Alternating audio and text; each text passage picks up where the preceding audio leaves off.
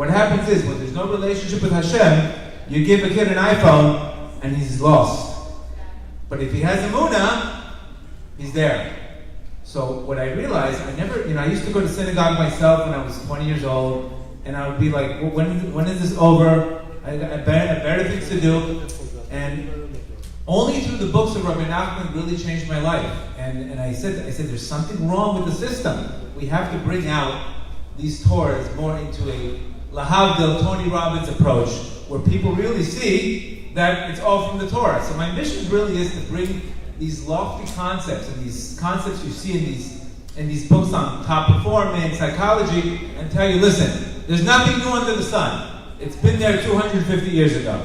That's my real mission, because there's so many people that are going to other places to find and becoming Buddhism and Himalayans, and it's all right here. I'm telling you, listen guys, it's right here. It's in your face.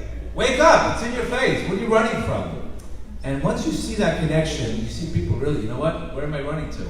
So that's my real mission. And honestly, I can't tell you what Rabbi Arush is doing, Rabbi Brody's doing. I don't know too many people that have such a non-Jewish following than Rabbi Arush's classes and Rabbi Brody. I don't see it. I mean, I see people coming up to me, Jewish, non-Jewish. Oh, I love the Breslov classes. Not Jewish, we don't even. Because when people see the truth and they see light, they run. And that's the bottom line. And there's one thing called pursuing happiness and practicing happiness. Rabbi Nachman's teachings teach you how to practice it, not pursue it. The whole world is pursuing. We're practicing it. How are we practicing? Because we have the advice. The one thing I speak a lot with people, obviously, I've had over 500 addicts come through my facilities, and they all have one common problem. What is an addiction really? It's running away from yourself. When you have an addiction, what are you doing? It's running away from yourself. So what happens is unfortunately today, if we don't have the right perception, if we don't have the right resilience, what happens? We numb life. We numb our heart. The same heart that you need to find your mission, it's the same heart that you're numbing in life. So I explain to people, don't ask why the addiction, but ask why the pain? What are you running away from? It's called life. You have to recycle pain. You can't run away from it. And there is nobody like Rav Nachman's teachings that give you that mindset on how to recycle pain, how to get through challenges. I myself went through a divorce. I myself went through major trauma. And I was always busy trying to fix a situation. I never thought it was me. So that's why I see a lot of people that they're headed in the wrong direction. And that's what we really want to do, bring perception. 2 weeks ago, I had a major breakdown. And I really, I do these classes. I think I have over 600 classes. And Baruch Hashem, a lot of followers, and I get so much experience just from people's stories and people's negative belief systems to tell you, listen, this is why are you thinking this way? Why are you thinking this way? So I realized I had a breakdown, and usually I have a good toolbox that I can really get out of any breakdown out there. I know how to get out of state, I know how to change my mind, I know what to focus on, because I'm living this stuff, I'm teaching this stuff, not only here, not even in the classes, but actually in my rehab also. And then 2 weeks ago, I couldn't get out of this funk for 1 week, to almost a week and a half. For me to be in a funk for a week and a half is a long time. So I realized, what's wrong, what's missing? All of a sudden, I see this book called Say Thank You and See Miracles, which I strongly recommend everybody to buy tonight. Say Thank You and See Miracles. And I actually did a class on this. And I said, what am I doing wrong? And I realized when I was reading this book, I was saying thank you, but I was saying thank you like, hey Alexa, say thank you. It wasn't coming from my heart. See, the difference is, I can tell somebody to say thank you, just like you can tell somebody, you should apologize to him. But it doesn't really mean it. So I realized, I can't say thank you unless I believe that this situation is for the best. Once I realized, first let me think, do I really believe this situation is for the best? Then I said thank you. So all of a sudden, what did I say? You know what? All of a sudden, I just said thank you. But I really meant it. See, the thoughts are the thoughts of the mind, and feelings are the language of the body. When your mind, when your feelings, your thoughts and your feelings, if you're not feeling the gratitude, there's a problem. That means if a person prays and he doesn't feel like a born-again person, there's a problem. That means there's a disconnect. So all of a sudden I realized, you know what? Something's off. So I started to realize, you know what? I didn't see the situation for the best. I was too busy focusing on gratitude just because I read it in a book. And then I realized, wow, what a big deal. My heart's not in it. See, here today we have a lot of apps, but we don't have that many hearts. A lot of apps. You have a gratitude app? You have a meditation app? No. Forget the apps. The problem is in the heart. So once I started saying thank you and believing it was for the best, unbelievable things started changing. Unbelievable. Just by believing it and saying it's for the best. Because Rav Nachman says clearly, all problems today are in Emunah. Every single problem, I'm sure Rabbi Arush is going to tell you. Why? Because all actions are belief-driven. Every action I do today is based on my belief. If I decide if prayer is a gift, then I'm going to approach prayer. If I think prayer is a chore, I'm going to go away from prayer. If I really want to have lasting change in my life, I have to go back to my belief system. And that's where you need your heart.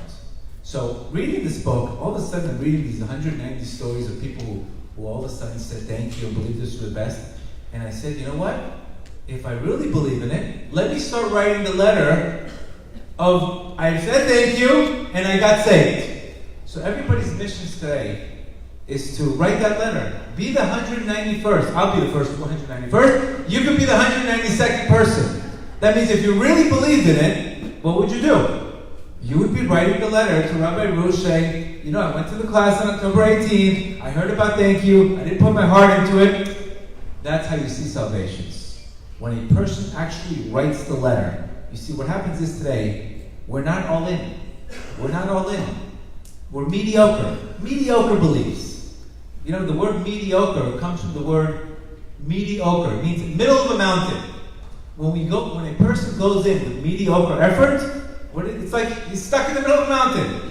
So either we go all in, or we don't go in. And the price for not going in, obviously, is anxiety, depression, etc. So that's the number one thing. We all have problems. I always say, you're either in a problem, you just got out of a problem, you're about to go into one. It's constantly happening. But what we have to do is, Rav Nachman's message is, it's not just numb the problem, but transform it. See, there's 4 things we can ultimately do with our emotions. Like we said before, an emotion is a call to action. It's not for a person to suppress it. So what are the 4 things we do with emotions? Number 1, we numb them. You have a problem? Get me, I don't want to think about it. Just get me out of my head. Drinking, alcohol, gambling, shopping, you name it. Without Emunah, you can never feel greater than you think. See, the problem is without Emunah, I can never see myself out of the situation. Because you'll never be able to think greater than you feel. Otherwise, what's happening? Your mood is dictating every decision you're making. You have to understand something. When I realized that 95% of my decisions were based on my mood, and I'm not even Moroccan, I realized I got a big problem. If 95% of my decisions, I could probably guarantee 95% of people's decisions today are based on their mood. So I said, what happens if I get a phone call at 3 o'clock from a prospective buyer and I don't feel like it? Because I can't regulate my emotions. That's going to cost me something. Or what happens if I come home and I don't feel like talking to my wife? That's going to cost me something. I can't have my mood determine my feelings in my life. So I said, I got to do a better job at regulating and watching my thinking, because whatever your personality is your personal reality. When you say, yeah, this guy's an angry guy, what do you mean? He got a membership in anger? Did you ever think about why you're angry? Did you ever think about what's making you angry? Did you ever question? See, the problem today is we spend 99% of the time questioning why God does things, and 1% of the time questioning our thinking. That's a recipe for disaster. Did you ever question why you think that way? Did you ever question why you're moody? Did you ever question why Every time somebody says something to you, you jump at it. This is why the first thing I work on with people, we need a settled mind. If you don't have a settled mind, your emotions are going to run your life. If your emotions are going to run your life, you got a big problem, because then you're a backseat driver in life. So that's the first thing I tell people. This is what Rav Nachman says. He says in lesson 10, he says the reason why people are not close to God is very simple. Is because they lack a settled mind. That's the number one cause. Number one excuse. Number one reason why people are not close to God. Doesn't matter what you're wearing. You can buy an outfit very easily. You can become anything you want today. If you don't have a settled mind, you're eventually going to be in prison. Now, today I think there's more prisons in people's minds that there isn't out there. And what does he say here? The reason why people are distant from God and they do not draw closer to them is because they lack Yishuv Hadat. It's very simple. Anytime we have a problem, we have two issues. We either have a perception problem, the way we're looking at it, or a procedure, the way what we're doing. It's very simple. It's nothing to do with Hashem. Hashem does not change. We have to change. We can't pray for Hashem to change without us changing. So any time, especially an arrogant person would say, listen, Hashem, fix my broken toy. Why do you think I broke it for you? So you can fix your perception. Let's take a practical example. Let's say it's raining outside, right? Two guys own a store. One guy says, oh my God, it's raining. Today, business is dead. Retail is dead. Business is dead. Everything is dead. Why is it always raining? Another guy says, wow, it's raining today. Everybody shops when it rains. Wow! Same rain, two different people. One guy makes money, another guy says there's no business. You already said it, it's going to happen. So how do we fix this ultimately? If we don't have perception, what happens? We label things. You see, nothing has a meaning unless the meaning you give to it. That's the bottom line. That's one of the most important things Rav Nachman says in lesson 36. That the light from Hashem comes undifferentiated. Whether it's a curse or a blessing, it's how you label it. The same word, tal, could be blessing, or it could be, God forbid, lat, curse. The same word could be nega, which means negative, or oneg, pleasure. The same word as neimot could be meniot. It's up to us what we see the situation is, how we properly label it, how it comes down to us. So if we don't have the proper perception, and we're not asking Hashem for that, what happens? We label everything negative. We label everything negative, and then we feel like Hashem abandoned us. Let's remember something very clearly.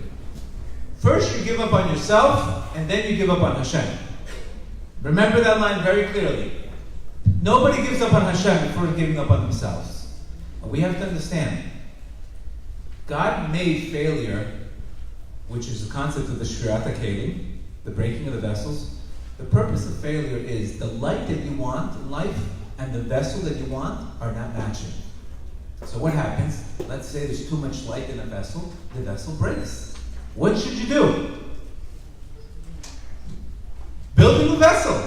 What went wrong? Procedure or perception, and build a new vessel. That's the purpose. So successful people spend more time getting up, and what do? They don't give up.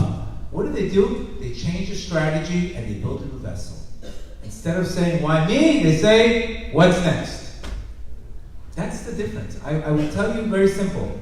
I'm not the smartest guy in the world, but one thing I do is I get up very quickly. Something happens to me, I label it good, it's an opportunity. Did I win today or did I learn today? And I get up and then I find out a new strategy. So I don't spend time thinking, I don't spend time worrying, I don't spend time rummaging about things that don't exist. I say, what's next? What's the solution? What does Hashem want from me? Pray about it and take action. See, when you lose trust in Hashem, what happens? You don't take action. What's the difference between Emunah and action and trust? I believe in something. Okay, open up the business. That's action. You can believe everything, but unless you start taking action in life, you don't believe. You don't go in. I love this girl. She's perfect for me. Okay, put a ring on her. No, I don't really trust. So when we don't take action, what are we showing? We don't really trust you, Hashem. So that's why my classes are telling people, there's never a good moment to start. Today, you have to start. Because either way, like I said before, people ask me a lot of times about dating, advice, etc. And I said, either way, either you're in a war regardless. Marriage is a war. And I said the joke, either you're in the Army, the Navy, or the Marines. You're still in a war. And it's something that we still have to work on ourselves. And the purpose of marriage is really to work on ourselves, is to become givers. Because real happiness is from giving and growing. Giving and growing. So the purpose of really my classes is to explain. That's what he says in lesson 86. He says, no, because people have little faith, they need difficult devotions. If I don't believe in Hashem, what's going to be? Everything that's going to be in my life, what am I going to say? Oh my God, again? But if I believe that my life is a challenge, and I believe He's doing it for me, what am I going to say? Bring it on! According to my belief, is what I do when I have a challenge in my life. That's what he says here. When the time of the Jews, when they were stuck in Egypt, what did they say? This is the meaning. Because of the shortness of Ruach, they had Avodah Kasha. Because they didn't really believe. The problem in Egypt, Baal Shem Tov says, was their perception. They had no perception. That's why they needed Moshe Rabbeinu. Moshe Rabbeinu in Kabbalah represents dat, represents perception. I'm in Mitzrayim. I got a problem. How am I getting out of this problem? I need dat. Because guess what? Every single emotion that you have today affects your breath. In Chinese medicine, they don't take an MRI when you go to acupuncture. You know what they do? They check your pulse. They check your pulse in Chinese medicine. Why would they check my pulse? Because my state of mind determines how I breathe, determines how I think, and determines my vitality. Moshe Rabbeinu, when his hands were up, and why did they take the pulse in the hand? Because the hand represents Emunah. Moshe Rabbeinu, when his hands were up, they won the war. When his hands were down, they lost the war. Was it Moshe's hands that won the war? No. When you look up, you win the war. As long as you're still praying, as long as you have your hands up, you're going to win. But the minute you say, it's too much, I can't take it, you lose the war. You lose the war. And that's what we're seeing today. Instead of surrendering, what Hashem really wants us to do is we have a problem, we can't figure it out. What you need to do is you need to put yourself in a surrender mode. Bitul. Bitul means I'm surrendering myself to something greater. Just like a little seed. If you want the seed to be a tree, it must go in the ground first. Unless that seed accepts what's happening in his life, it never goes into the ground will make it into a tree. So until we accept our situations, and we believe it's for the best, then we can say, thank you. But if we don't accept what happens, you cut the Emunah, the seed never goes into the ground, and never flourishes into a tree. And then what happens?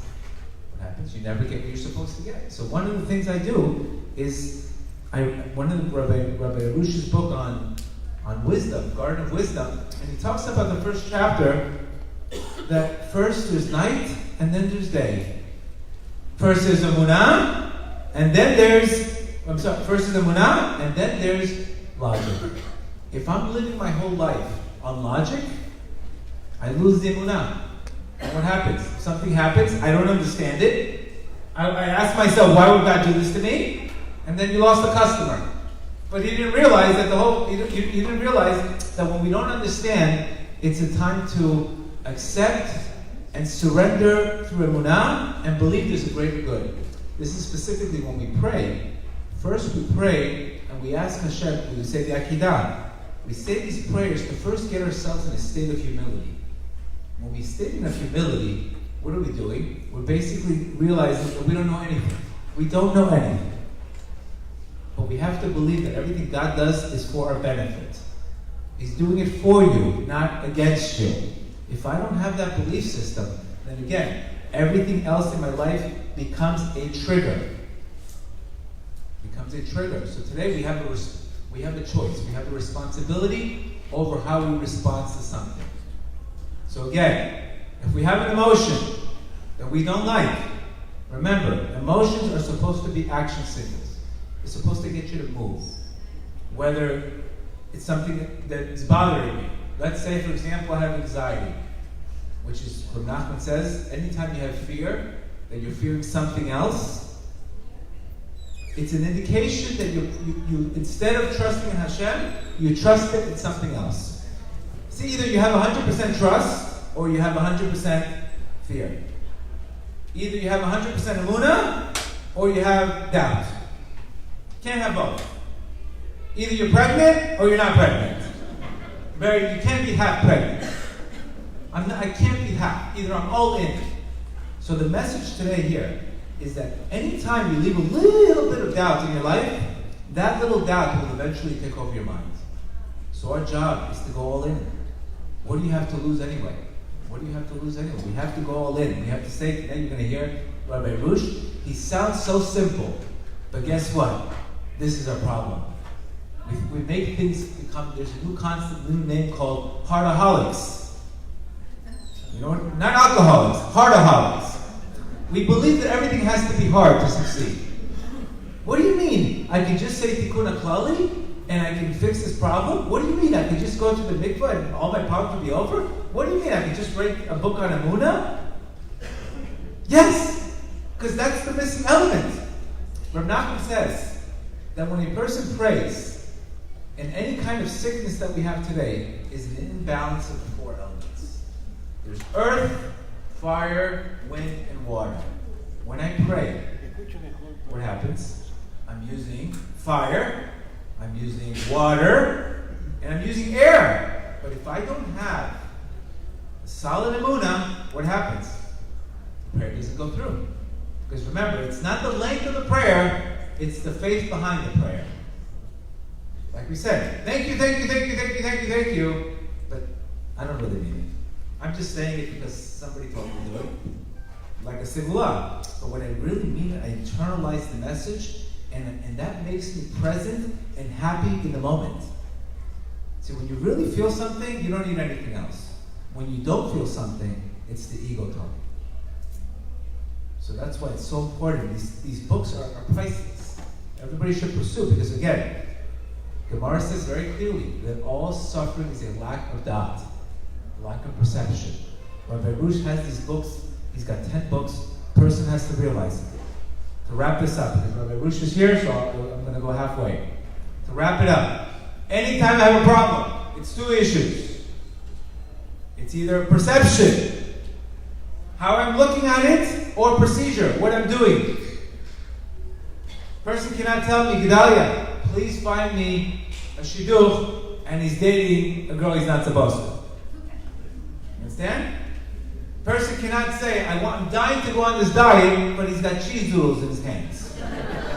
Understand? You gotta be all in. You can't be happy, you gotta be all in. That means, if I'm saying something, I have to mean it. I have to mean it. I can't be half-assed. That's the problem. And I see that today, if we don't control our emotions, then we can never make decisions. We make decisions based on our mood. So remember, we have to transform darkness by having Emunah, by finding meaning. We can't push it away. If you push it away, it's just going to get bigger. We can't numb it, and we can't vent it. You can't vent your emotions. You're not going to have any friends. So through Emunah allows you to think greater than you feel. When we have Emunah, we're able to finally transform. And then we see, in that situation in life was actually the greatest thing that ever happened to me. I saw this repay. And when I went to many rabbis, they told me, it's okay, you're a good guy, everything will be okay. Are you sure? I don't feel okay. And another one, yeah, give me this money, tzedakah, everything will be okay. This problem's still not going away, I feel terrible. And then Rabbi Nachman, I realized, whoa, maybe I'm the problem. Maybe it's the way I'm looking at it. And what happens in my life is, at that time, I had so much blessing. I had a beautiful house, kids, etc. and all I could focus on was the one thing wrong in my life. I had the Haman syndrome. What did Haman have? He had everything in his life. He was rich. He had many, many officers, but one person didn't bow to him. It's called the missing tile syndrome. Whatever's missing in your life, if you focus on it, you're going to see it. So our job is to fix our broken focus. And like Rav Nachman says, if you don't sing with what you have, you're going to complain with what you don't have. So may Hashem help us that we should be zochit, that with the light of Rabbi Nachman's teachings. If anybody wants more classes, my website is Gedale.com, Gedale.com. And what I do is break stories, break perceptions, question your thinking. All we do is really get into the mindset of people to get them to change the way they're looking at things. And when you change the way you look at things, the things that you look at will change. All right?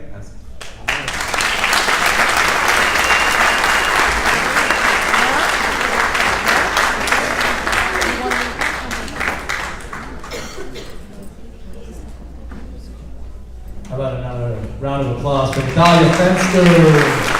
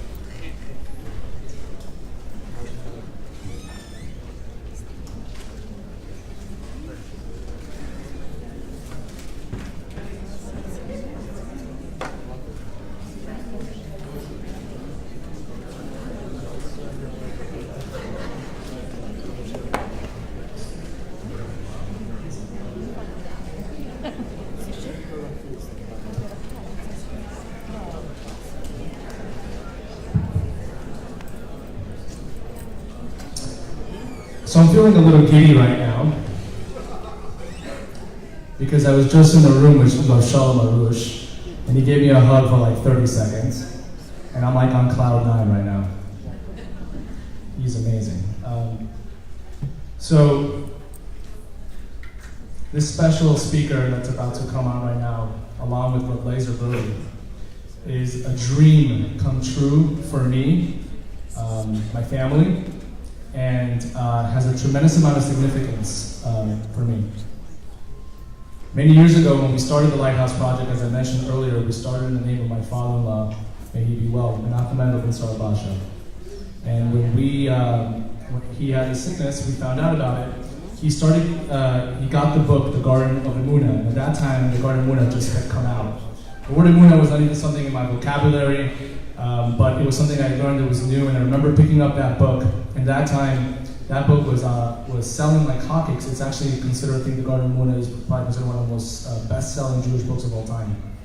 And, you know, I remember when we had Lazer Brody, who's going to be here right now also, interpreting Rabbi Arush's Hebrew into English. We had him here many times. Fortunate enough to bring him here, and it was always very special to me because it always hit home. It was always something incredible.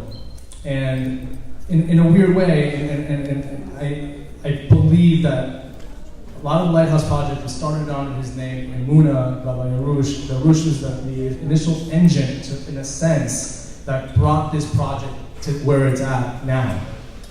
One of the engines.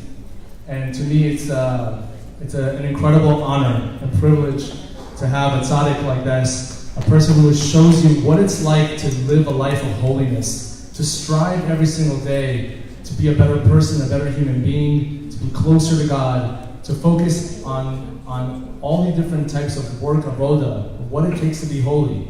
And we live in a society where we're so consumed by materialism and by living such a complicated life. And he just looks for all the simplicities and all the just like aha moments where you just think about just what life is really all about, which is getting close to God and trying to overcome anything that we might perceive as potentially as not good, as good. And so it means a lot to me. And so, with that being said, we have here with us Ellie Goldsmith, who represents Breslov Israel. Welcome, Ellie Goldsmith. I'm very happy to have him here, along with Yosef. And they're going to put in a couple of good words about Breslov Israel. And also, very important, I want two things more announcements to make before we start, is Saturday night, we have here a Malav Malka with Rav Shalom Arush, which begins around 8:30, 9 o'clock. We're going to have musicians here. It's going to be an amazing event. So for all those who are here, you're more than welcome to come back. It's going to be a great time. And number two is, after his lecture, he is seeing people for, brachas, and also make an effort to buy the books. They're amazing. They will change your life if you haven't read them. And that's it. Thank you so much.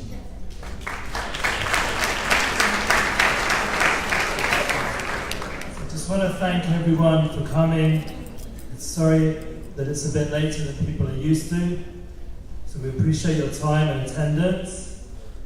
We want to thank the Lighthouse Project on behalf of Breslev Israel. It's BRESLEV.co.il.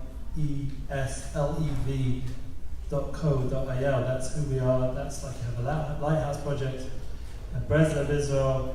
I'm proud part of the team. And we have Yosef Nahomo, who's the head, who's kindly arranged with my recommendation to join up with Gedale Fenster, the Lighthouse Project. There's a new opportunity. Emunah is our future. This is the new path that we want to go with our special, very special Beyond Word guests, Rav Shalom and Rav Lazer Brody. I let them do the talking, and I just want to please ask everyone, as a representative of Breslev Israel, to please purchase the Sfarim that are outside, and even to not just purchase for yourself, but to pass them on to other loved ones. This is the whole idea of Emunah. We have Emunah that we not only grow ourselves, but we share it with unity and togetherness. So please, everyone, be upstanding for the Rav Shlita and Rabbi Brody together walking in to greet us. And may this be a night of Emunah.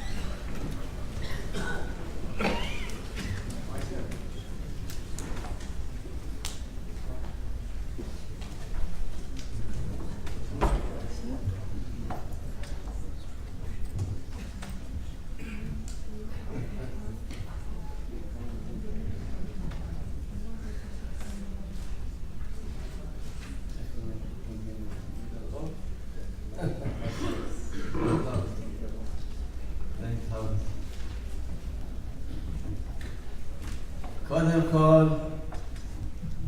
כולנו נגיד תודה רבה לקדוש ברוך הוא שהפגיש אותנו. First of all, let's say thank you to Hashem for bringing us all together. Thank you, Hashem. Thank you, Hashem. Thank you, Hashem. תודה רבה Lighthouse, מגדל אור הזה, שמארח אותנו.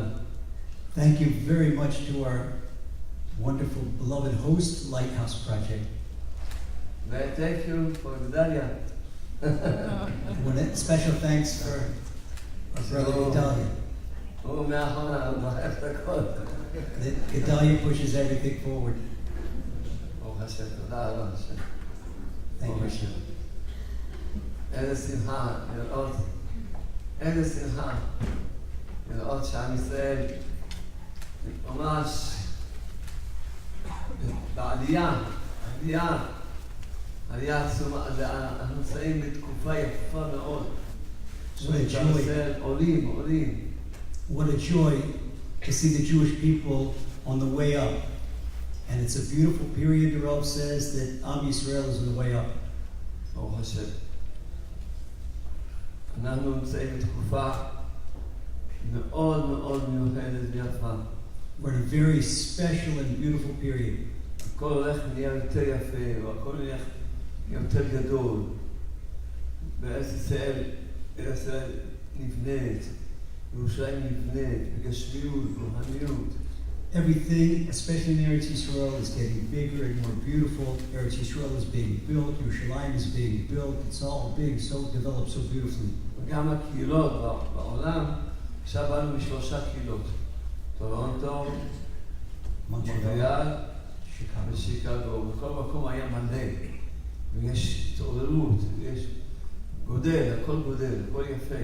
The Rav has so much gratification to see how the Jewish communities are also thriving. That we've just come from Canada, from Toronto and Montreal, and now Chicago, and everywhere we go, sees tremendous amounts of people. כולנו נגיד תודה לשם. Everybody say thank you, Hashem. Thank you, Hashem.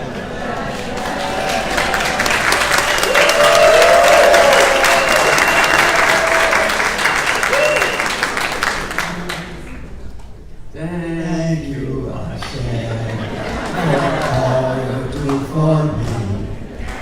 Thank you, Hashem, for all you do for us. Light, light, light, light, light, light, light, light, light, light, light,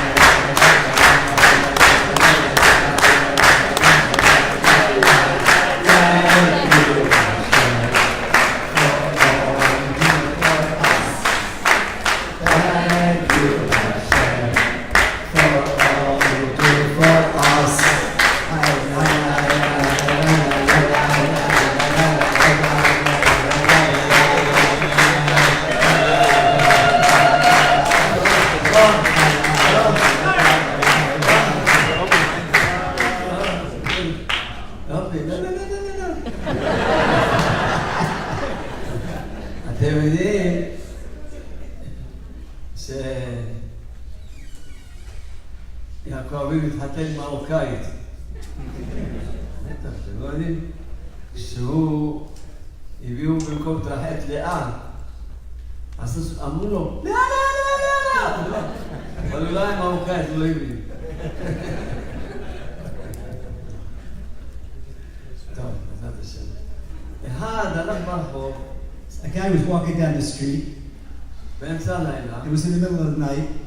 שוטר שואל אותו, לאן בא לך מועדות? A cop stopped him and says, "Where are you going at this hour?" אמר לו, לשמוע הרצאה. He says, "I'm going to listen to a lecture." הרצאה ב2 בלילה? He says, "What, a lecture at 2 o'clock in the morning? מי המעצרת? Who's going to give you a lecture at 2 o'clock in the morning?" כמובן אשתי. He says, "My wife, of course."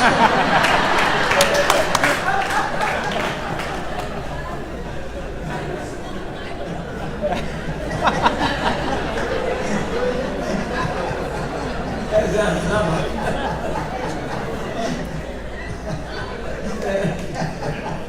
איזה הרצאה מחכה לו. What a lecture is waiting for him. הרצאה עם צעקות. הרצאה עם צעקות. In high volume. אחד שאל את אשתו, אם אני אזכה בלוטו, מה את עושה? A guy says to his wife, "If I win the lottery, what are you going to do?" אמר לו, כמובן, אני לוקח את החצי שלי ועוזבת אותך. She says, "Well, I'm going to take my half and I'm going to leave you." אמר לה, בבקשה, תאספי את המזוודות. תאספי את המזוודות. He says, "Start packing your bags." הוציא לה $100, אמר לה, זכיתי $200, קחי. He gives her $100 bill. He says, "Today I won the $200 lottery."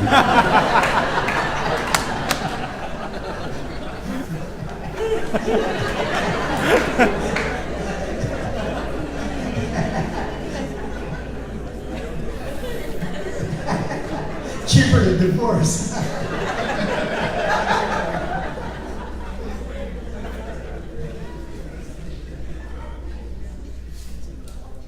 באמת, אז צריכים להגיד, בוא נגיד תודה לשם על הבדיחות ששימח אותנו. Yeah, we say thank you to Hashem for the jokes. Makes us happy. תודה לשם.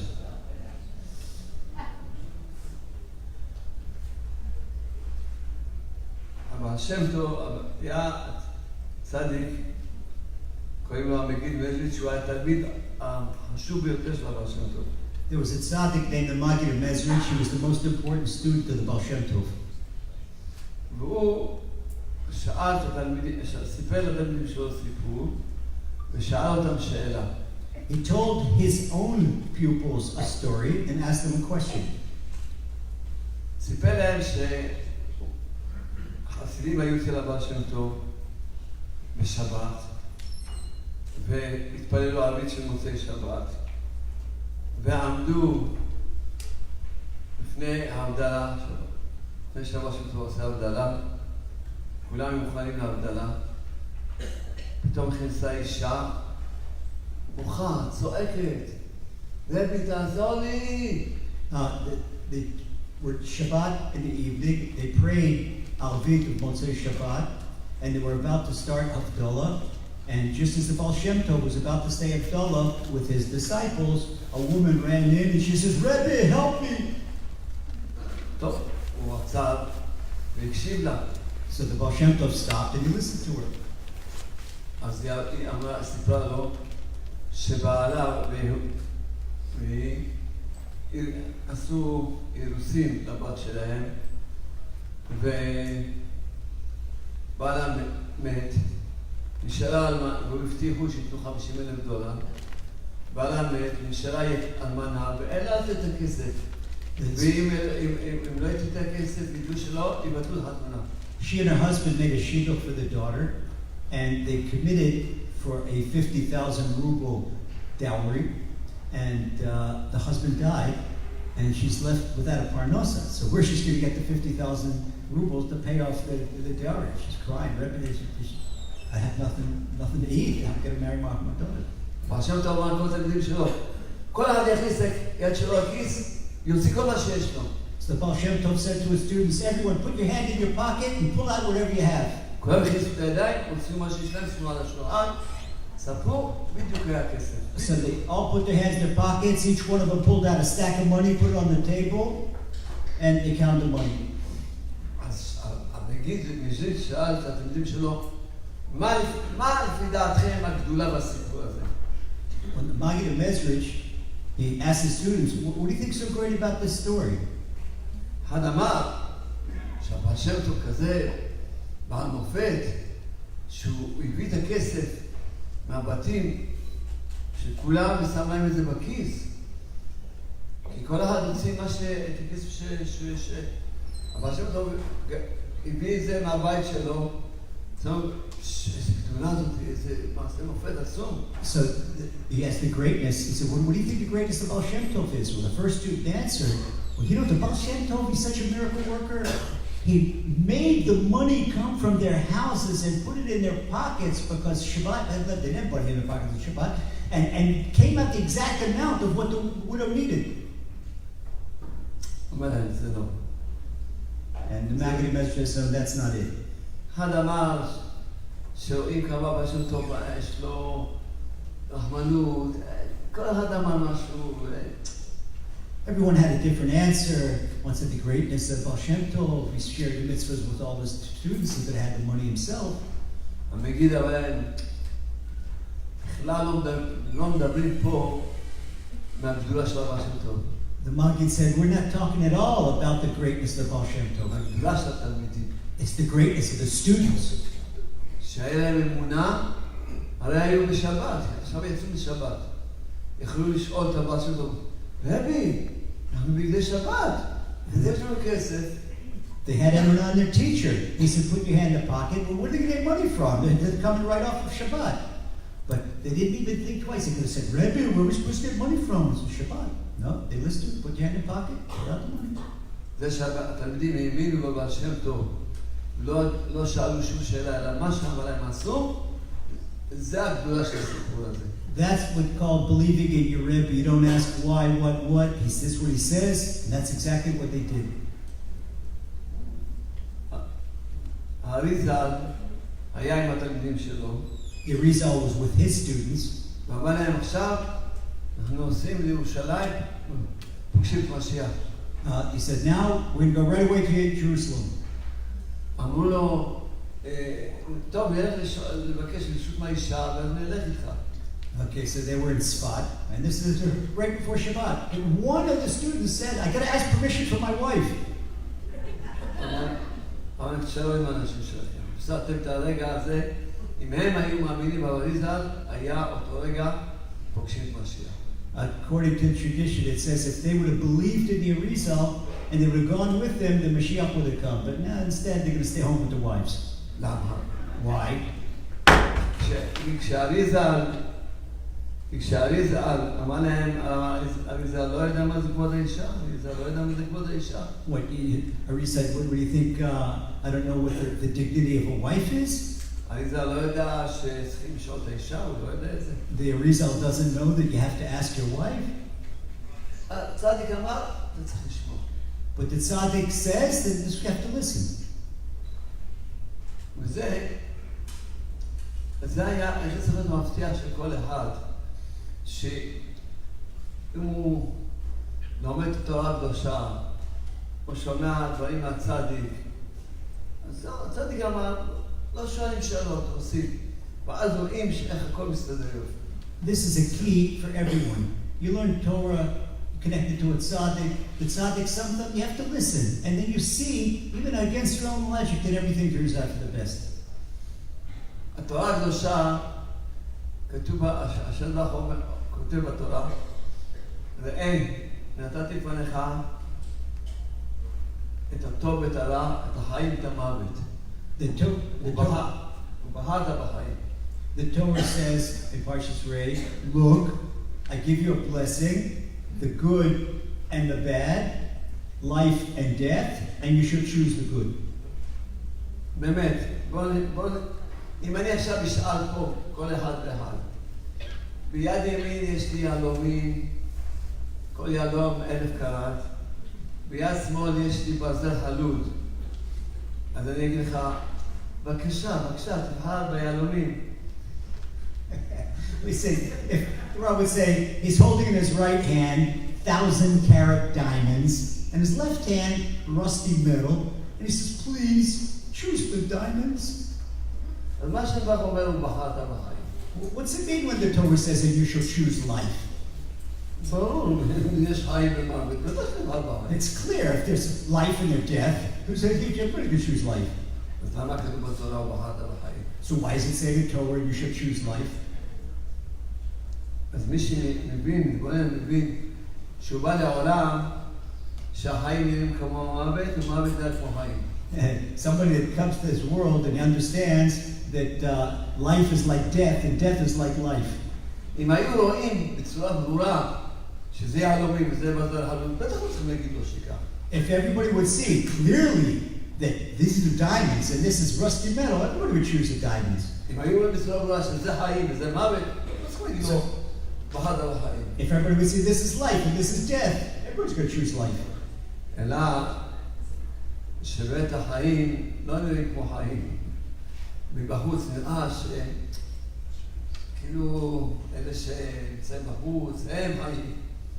נראה מבחוץ, כלפי חוץ, נראה הפוך, נראה שכל אלה שרחוקים מהשם, הם חיים, עושים מה שהם רוצים, והם שמחים, ככה נראה.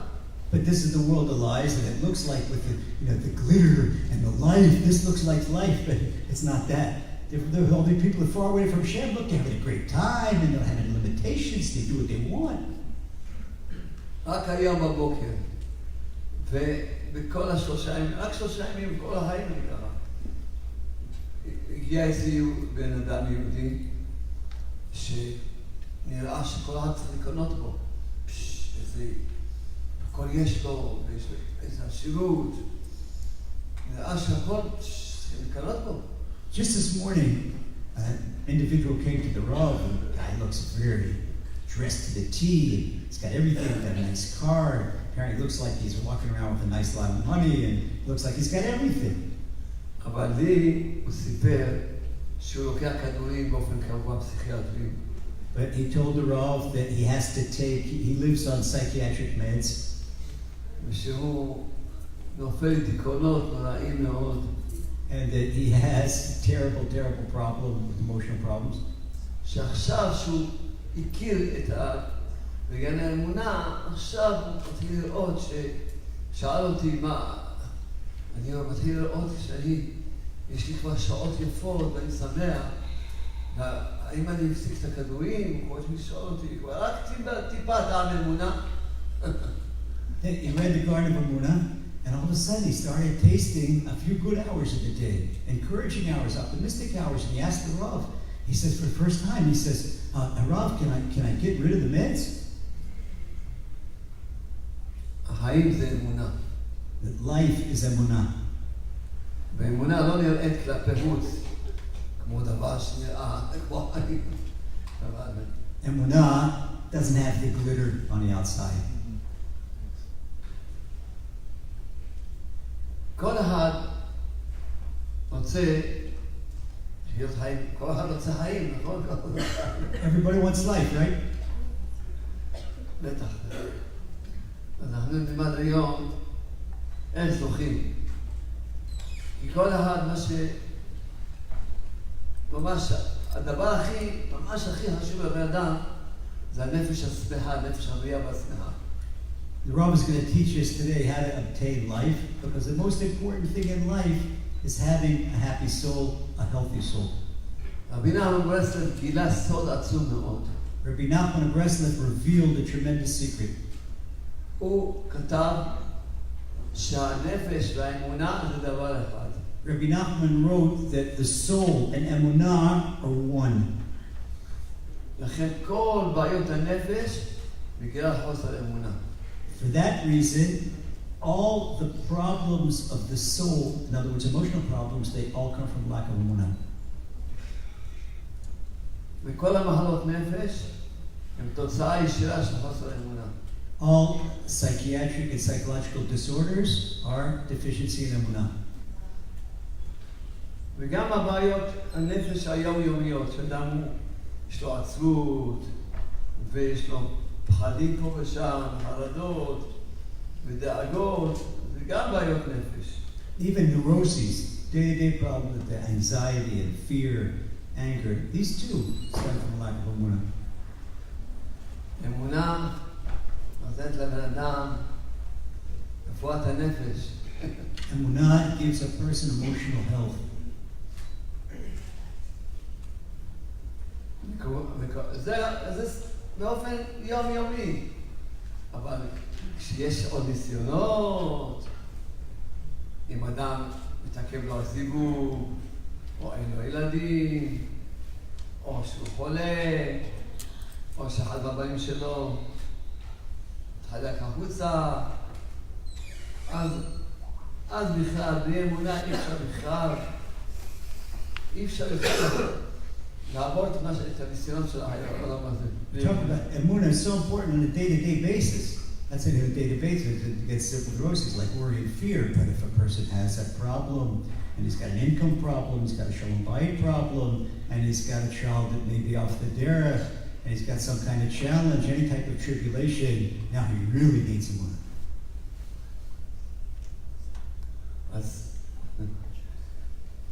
אז כל אחד צריך עכשיו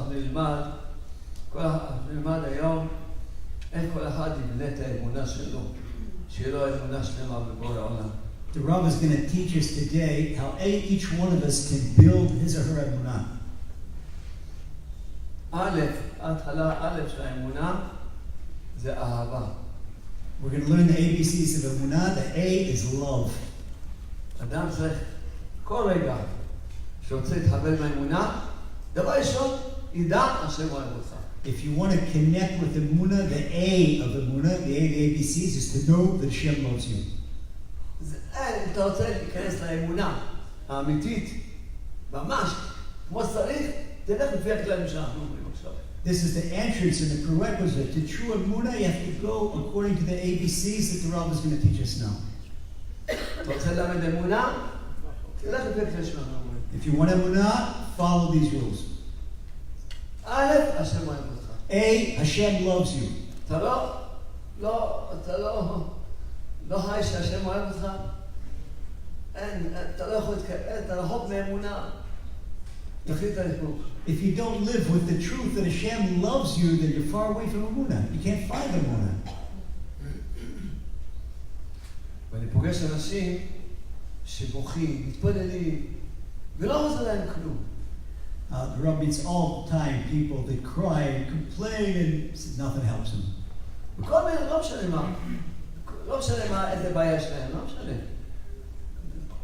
מתפללים, בוכים, ובאים אליי, מספרים לי, אני מתפלל, אני בוכה, ולא, אין פתרון.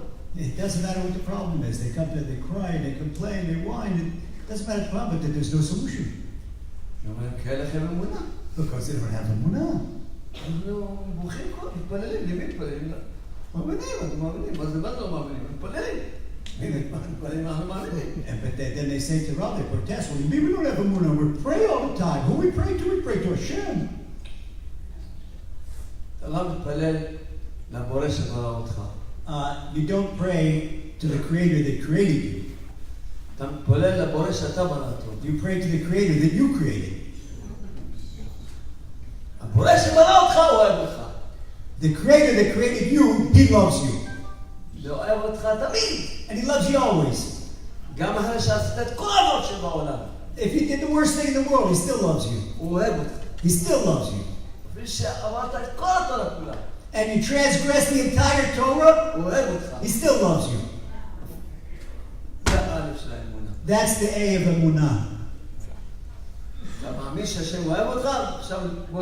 עכשיו ביחד נראה איזה הבדל מהותי בין אחד שמתפלל שיש לו אמונה, מה זה אמונה שהוא יודע שהשם אוהב אותו, ובין אחד שמתפלל שאין לו אמונה כי הוא חושב שהשם לא אוהב אותו. בואו נראה עכשיו בצורה ממש נחוש את זה ביחד. We're going to see the tangible difference between a person that prays that believes that Hashem loves him and a person that prays that doesn't believe that Hashem loves him. אחד שיודע שהשם אוהב אותו, הוא יודע שהוא בא להתפלל, אני לא בא לשכנע את הבורא. הבורא רוצה לתת לי יותר מה שאני רוצה לקבל. A person that believes that Hashem loves him, when he comes to pray, he says, I'm not here to convince Hashem. I know He loves me. He wants to give me. לא בא לשכנע אותו. I don't come to convince him. יותר מה שאני רוצה שיהיה לי טוב, הוא רוצה שיהיה לי טוב. More than I want that I should have a good life, Hashem wants that I should have a good life. אחד שמתפלל שחסר לו אמונה והוא בוכה. אין דבר שמעורר על אדם כתרו כמו הבכייה. אין דבר שמעורר על אדם. כי אדם כאילו מגיע, הוא בא במחשבה שהוא בא לבקש ממישהו שלא אוהב אותו, שהוא שונא אותו. One of the most distasteful things to Hashem is a person that prays to Him and cries and complains and believes that Hashem loves him because he believes that Hashem hates him. What, you come and ask Hashem, you think Hashem hates you? Hashem loves you. שזה אי אפשר להסביר. אין ממש שום הסבר. למה בורא העולם נתן עונש כזה גדול? על מה? שבחרו בחיית חינם. אז טוב, בחרו בחיית חינם, אז זה להם איזה משהו.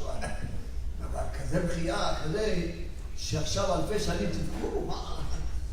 זה נראה לא פרופורציונלי בכלל.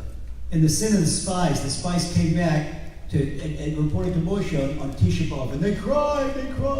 And he said, because you cried one night, now you're going to cry forever.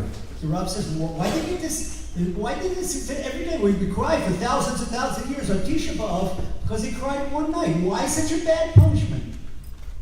שזה התיקון של כל הבחיות, זה הספרים שהשם חנן אותי לכתוב. השאלה בתודה, ואמרתי תודה ושאלתי לבנייני אמונה. למד את כולם, רק להגיד thank you השם. Now, what we learn in the gratitude books that our beloved teacher wrote, the Garden of Gratitude, and the Garden of Miracles. I said miracles. I said thank you, and all the thank you pamphlets, the gratitude pamphlets. This is a tikkun. It's a correction to the sin of the spies.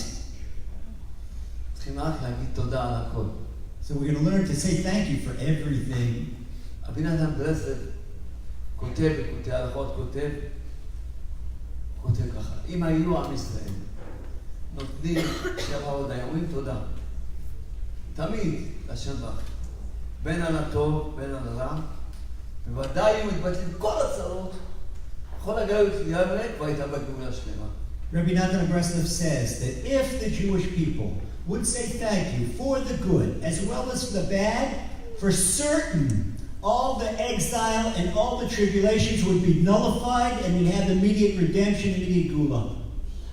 תקשיבו טוב, מה שנתן כותב, בוודאי היו מתבטלים כל הצרות. Rabbi Nathan says, of course, for certain, all the troubles would be nullified. יש לך צרה שמתעכב לך זיווג, יתבטל לך. If you have somebody that can't find your soulmate, this would be nullified. יש לך צרה שאין לך ילדים, יתבטל לך ויהיה לך ילדים. You don't have children, this should trouble be nullified. יש לך צרה שאתה חולה, אתה תהיה בריא. You have a trouble that you're sick, be nullified. יש לך צרה שיש לך חובות, יהיה לך כסף. You have a trouble that you're in debt, now you're going to get money. וזה הדרך.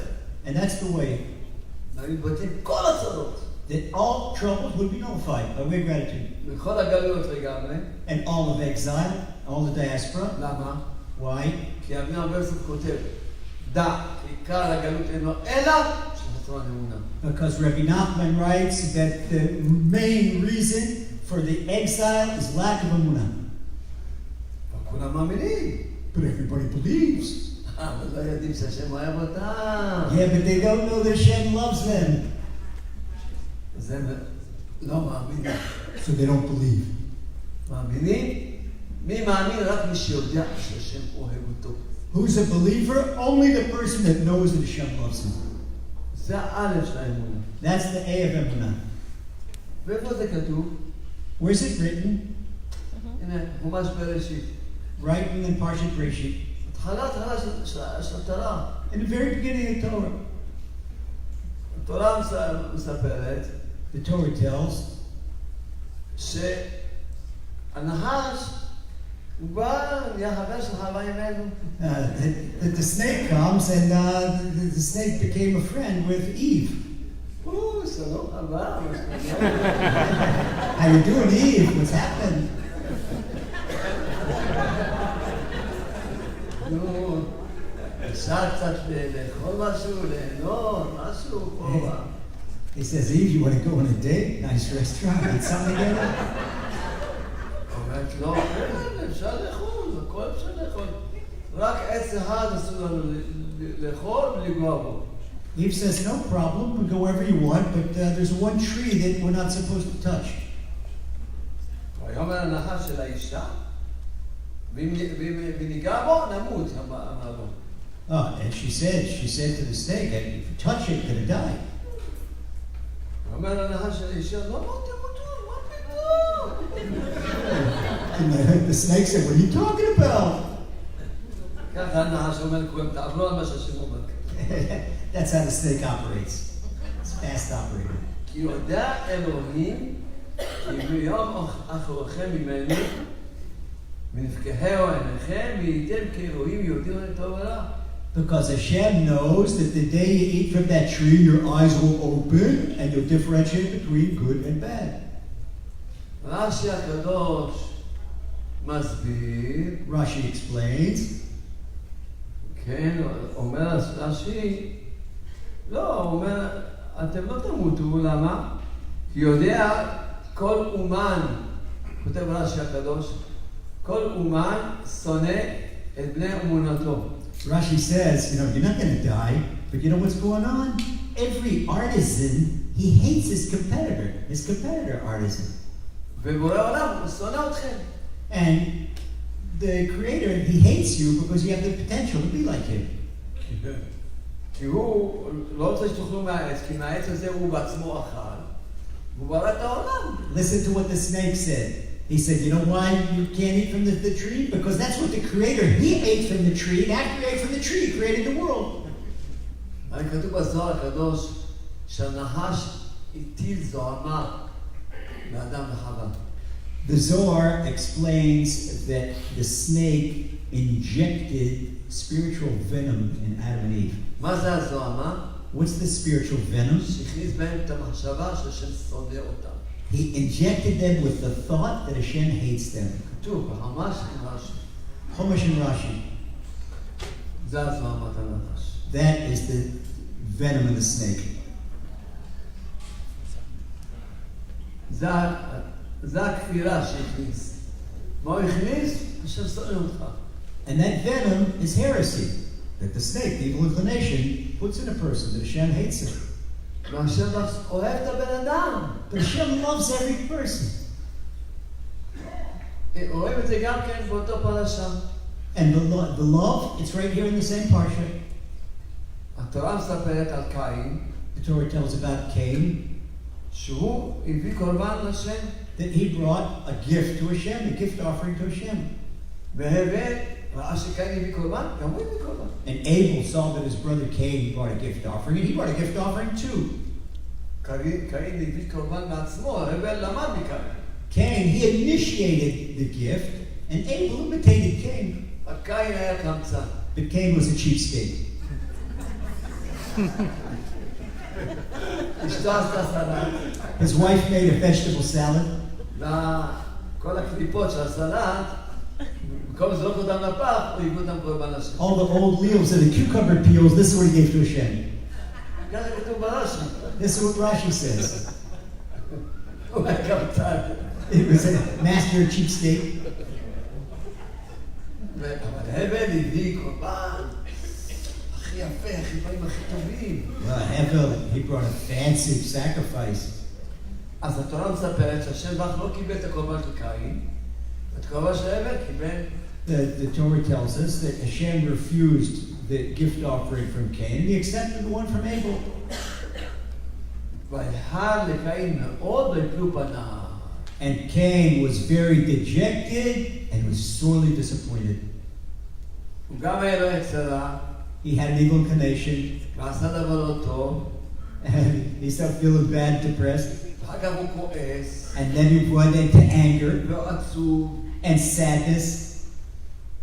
השם ברך אוהב את קין, אוהב את קין. But Hashem loves Cain, אפילו שעשה עבירה. even if he did a transgression. איך אדם יכול ככה לבייש את בורא עולם? How can you embarrass the Creator? How can you embarrass Hashem like that? כל העולם של בורא עולם. The whole world is Hashem's. וכל מה שיש לך זה של בורא עולם. And everything you have is Hashem's too. אתה מביא לו את הזבל, את הפסולת. And you bring him cucumber peels? השם בא, רוצה לחזק את קין. No, but Hashem came and he wanted to encourage Cain. ויאמר השם אל קין. השם בא ומדבר עם קין. Hashem says, speaks to Cain, he comes and encourages him. הוא לא אומר לו, למה התנהגת לא טוב? He didn't scold him, why'd you behave improperly? הוא לא אומר לו, למה הבאת כזה קורבן? He didn't say, why'd you bring such a lousy gift? הוא אומר לו, למה אתה עצוב? He says, why are you sad? תן חיוך. Come on, give me a smile, Cain. ותביא קורבן חדש, וסוף. And now bring the next one and bring your best stuff. ואתה תהיה יותר גדול מהבל. And you'll be even bigger than your brother. כי הבל זה צדיק. Hevel's a tzaddik, אתה תהיה בעל תשובה. and you'll be a Baal Tshuva, which is bigger than tzaddik. זה תשובה. אז מה רואים פה בתורה? So what do we see in the Torah? שהשם לך, ויאמר השם אל קין, למה הרע Did לך? למה Hashem, אנחנו פניך? למה אתה עצוב? Hashem says, why are you disappointed? Why are you sad? התורה זה לא ספר סיפורים. The Torah, it's not a book of stories, ולא ספר היסטוריה. and it's not a history book either. אחרת צריכים לכתוב על הארון קודש, ספרי היסטוריה צריכים לכתוב. Otherwise, we'd have to put on the Torah ark the history library. התורה זה ספר שמלמד, מדבר לכל אחד ואחד. The Torah is a book specially designed for each one of us. כשבא אליי מישהו עצוב, הוא מספר לי שהוא עצוב כי הוא עושה עבירות, והוא לא מצליח להתגבר על התאוות שלו, והוא רק מכעיס את השם, הוא עצוב. Somebody comes to the Rav and he says, oh, he only does transgressions and he only angers Hashem and he's sad. שואל אותו, מה השם שלך? The Rav asks him, what's your name? משה. He says, Moshe. אז אני פותח לך משהו וקורא לו. ויאמר השם אל משה, למה הרע לך? למה נפלו פניך? The Rav opens up the Bereshis, the story of Cain and Abel, and he plugs in Moshe's name. He says, and Shem said to Moshe, why are you sad? Why are you disappointed? תאמין שאחרי כל העברות השם אוהב אותך. You have to believe that after every transgression you do, Hashem still loves you. רק שתאמין ככה, תוכל לחזור בתשובה. And only when you believe like that, you can make tshuva. לפני שנסביר את זה, אני אספר מה שאבנם ברסלב אמר על עצמו. Before I explain this, I'll tell you what Rabbi Nachman said about himself. אבנם ברסלב אמר על עצמו, אם אני אעשה את העבירה הכי גדולה, אני אמשיך להיות בשמחה, אחר כך אני אעשה תשובה. Rabbi Nachman says if he would have done the worst transgression in Torah, he could continue to be happy, and then he'd make tshuva. למה? Why? כי אבנם ברסלב לא היה לו תורה מתנה, שהוא מאמין שהשם אוהב אותו תמיד. Because Rabbi Nachman of Breslov didn't suffer from the snake's venom. He believed that Hashem loved him always. אני אעשה העבירה הכי גדולה, אבל אחר כך אני אדע שהשם אוהב אותי עדיין. Okay, see, even if I mess up, the worst mess up that I can possibly do, I know Hashem loves me, and then can be אני corrected. אמשיך להיות בשמחה. And continue to be happy. ואני אעשה תשובה. And I'll do tshuva. אי אפשר לעשות תשובה כשאדם הוא נופל לדליפה עצמית, הוא רודף את עצמו ומאשים את עצמו. זה רק הולך ונהיה יותר חושך. A person who persecutes himself and blames himself can't possibly do tshuva. זה המחלה של הדור. And that is the disease of the generation, self-persecution. שכל הזמן, כל אחד רודף את עצמו, מאשים את עצמו. ורק חושב, אני לא, ואני לא, ואני לא, וכל הזמן. People blame themselves, I'm not good enough, and I'm not this, if I've done better, and this, I messed up. כולם עצובים רק בגלל הסיבה הזאת. And everybody is sad, depressed, only because of this reason. אתה רוצה לתקן? דבר ראשון, אני, השם אוהב אותי. If you want to correct, know one thing, Hashem loves you. השם אתה אוהב אותי. Hashem still loves you. אחרי כל מה שעברתי. After no matter what you did, תעזור לי, אני רוצה לתקן. Hashem, help me, I want to get better. תן לי את הכוח. Hashem, give me power. אתה יכול, אתה מתחיל, יש לך חיבור עם השם בצורה נכונה. Now you have a proper connection to Hashem. אתה תדבר עם השם, הוא יעזור לך. And you speak to Hashem, He's going to help you. כי אתה מאמין בו. Because you believe in Him. מאמין בו בפרושו, אתה מאמין שהוא אוהב אותך. You believe that He loves you. זה כל זה מה שכתוב בחומש. And that's what's written in the Chumash. זהו, זה הכפירה, זו אמת הנחש, זה מחשבות, שאדם רואים מחשבות שהשם שונא אותו. Heresy and the snake's venom is the mistaken thought that Hashem doesn't love you. אברהם ושרה, Abraham and Sarah, שידעו שהשם אוהב אותם, they knew that Hashem loved them. אף פעם לא היו עצובים. They were never sad. איפה זה כתוב? Where is it written? בתורה, בספר בראשית. In the Torah also. התורה היא לא מסתירה שום דבר. The Torah doesn't hide anything. כשיעקב אבינו היה עצוב, התורה כתבה שהוא היה עצוב. The moment Yaakov Avinu was sad, Torah writes it. כשיוסף הצדיק, כשיעקב אבינו חשב שיוסף הצדיק מת, הוא היה עצוב, כתוב בתורה. The minute Yosef had a negative feeling, it's right there written in the Torah. אברהם ושרה לא כתוב שהיו עצובים. It's never written in the Torah that Abraham and Sarah were sad.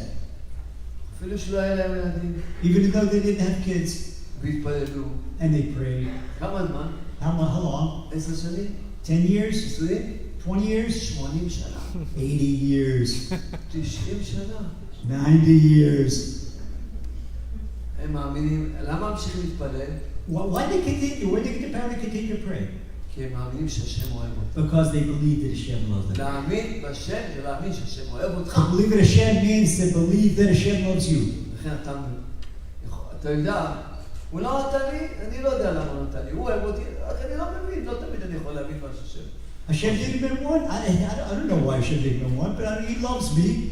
I don't need to know why. אבל אני אמשיך לבקש. But I'm going to continue asking כי הוא אוהב אותי. because he loves me. הוא רוצה לתת לי. He's right here with me. אז למה הוא עיכב את זה? So why is he delayed having children or כי so? בשביל להביא את יצחק אבינו צריכים 90 שנה של תפילה. You know why he delayed having children? Because to get a son like Yitzchak Avinu, it takes 80, 90 years of prayer. בשביל להביא את ישמעאל הוא צריך שוב תפילה. But if you want to Ishmael, you get it right now.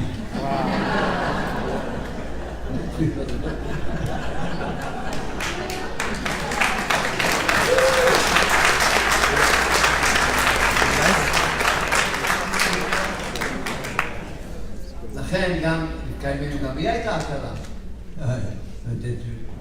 Rachel, she was also did have kids. Rebecca was also. לכן גם היא התפללה יחד עם יצחק אבינו הרבה. It says she, Rebecca, and Isaac, they prayed a lot of years together. בשביל להביא את יעקב אבינו צריכים הרבה תפילות. Because that's what they need to bring Yaakov into the world. גם רחל אמנו הייתה הכרה. And Rachel Imenu, she was also a. בשביל להביא את יוסף הצדיק. How much prayers do you have to pray to bring a Yosef Atzadik into the world? היחידה שלא הייתה הכרה זה לאה. The only one that didn't have fertility problems was Leah. למה? Why? כי היא בכתה הרבה לפני שהתפגשה את יעקב אבינו. Oh, she had a whole bank account of tears way before her wedding.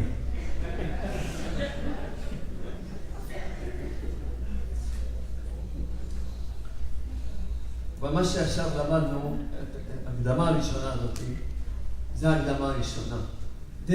תבינו טוב, שאדם, כל אחד בעולם הזה, צריך כל הזמן להיות עם השם, כל הזמן הוא בא עם השם, כל הזמן. This is the introduction to show us that everyone has to be connected all the time to Hashem. אם אתה רק זוכר, השם אוהב אותי, ישר אתה מתחבר עם השם. If you can remember that Hashem loves you, boom, you're connected to Hashem. מתחבר עם השם ישר. Straight away. וזהו, עכשיו, כשאדם יודע שהשם אוהב אותו, אז גם הוא אוהב את השם. When you know that Hashem loves you, then it's easy for you to love Hashem. לכן כתוב בתורה הקדושה, כשעם ישראל עמדו על הר סיני, פסקה זוהמתם. That's why it's written in the Torah that when the Jewish people were on Mount Sinai ready to get the Torah, that their venom in the snake was nullified. כי השם בחסה, זה לא בגלל שהם עשו איזה עבודה. זה פשוט, השם בחסה איתם טובה. עם עם ישראל. It's not because they worked at it. Hashem did them a favor. Hashem took it away. כי השם יודע, Because Hashem knows. שאי אפשר לקבל את התורה, אי אפשר אם אדם אין לו אמונה. That Hashem knows that a person cannot possibly receive Torah if he doesn't have Emunah. מה זה אמונה? What's Emunah? שהשם אוהב אותך. That Hashem loves you. מה זה זוהמת הנחש? And what's the venom of the snake? שהשם שונא אותך. That Hashem hates you. אז השם עשה להם טובה, ניקה אותם מזוהמת הנחש. So Hashem cleaned them for giving them Torah, and He cleaned them, purified them from the venom of the snake. אז עם ישראל האמינו שהשם אוהב אותם. Now the Jewish people believe that Hashem loves them. וגם הם אהבו אחד השם. And they were now able to love each other. כמו שכתוב בתורה, כי איש אחד בלב אחד. Because it's written in Torah like one person with one heart. למה אתה לא אוהב את כולם? How come you don't love everybody? כי אתה אין לך אמונה. Because you lack Emunah. מה זה אמונה? שהשם אוהב אותך. What's Emunah? Because Hashem loves you. אדם יש לו אמונה, הוא אוהב את כולם. One person that has Emunah loves everyone. אבל אחרי שעשו את חטא העגל, פסקה זוהמה, חזר זוהמה. Oh, but after the sin of the golden calf, the venom came back. אז מה כתוב בתורה? And what's written in the Torah? משנאת השם אותנו הוציאנו ממצרים. That because Hashem hates us, He took us out of Egypt. Why? כשאני קורא את זה, אז אני אתחיל לצחוק. The Rav reads that and he starts laughing. אני חושב שזה בדיחה. He thinks it's a joke book. Torah turned into a joke אני book. חושב אולי זה ספר בדיחות. Hey, what, the Torah started became a joke book? למה זה בדיחה? Why is it a joke? השם ברח, שלח את משה רבנו, הוא הוציא אותו ממצרים. So Hashem, he took Moses to bring us out of Egypt. ועשה להם 10 מכות, And he made 10 plagues כל כך הרבה ניסים. and all these miracles.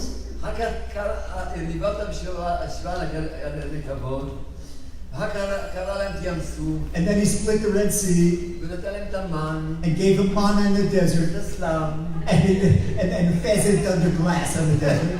את הבעיה של מרים. את הבעיה של מרים. And water in a portable well that went from אחר כך everywhere. התגלה בהר סיני, And he revealed himself on Mount Sinai. כולם ראו את השם, And he gave the light of Hashem to them. קיבלו ונתן את התורה, And he gave them the Torah. כל זה הוא עשה, And all that he did, שבסוף יהרוג אותם. in order to kill him. Crazy. Crazy. Look what people believe. ככה, זה לא, התורה זה לא ספר סיפורים. התורה אומרת על כל אחד. The Torah is not a book of stories. It's talking about every one of us. כמה השם עושה איתך טובות.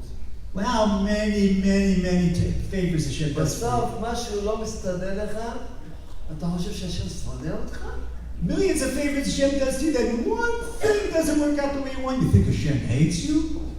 תעכב לך זיווג, תעצור, שחושב שהשם שונא אותך, ולא משנה מה, כמו שאמרנו, לא משנה מה הבעיה שהשם עשה לך. Well, you think because your soulmate is delayed in coming, or it doesn't matter what the problem is. You think Hashem hates you? התורה, בא נגיד, כשאני לומד את התורה, אני כל הזמן חושב על עצמי, איך אני צריך להסתכל, ללמוד מהתורה הקדושה, שלי. The Rav says whenever he learns Torah, he says, what's the Torah talking to me? מה? אז כל אחד צריך לדעת. ממש, לחשוב. יש לך בעיה? עכשיו תלמד, עכשיו נלמד היום. איך כל דבר, תגיד תודה על זה. ואתה תגיד את זה, תודה באמת. The Rav's going to teach us right now how every single problem in life, we can learn to say thank you and feel it sincerely. אנשים באים אליי, מספרים לי שיש להם את הצרות. אני אומר להם, אם אתה תשמע לי, אתה תגיד תודה רבה על הצרות האלה. People come with all types of problems to the Rav. He says, if you listen to me, you're going to say thank you for those problems. למה? Why? אני שואל אתכם, I'm going to ask you. דבר שמקרב אותך לשם, זה טוב או רע? Let me ask you a question. Something that brings you closer to Hashem, it's good or bad? Good. There you go. Very good. very good. Tov מאוד, טוב מאוד, טוב מאוד, טוב מאוד, טוב.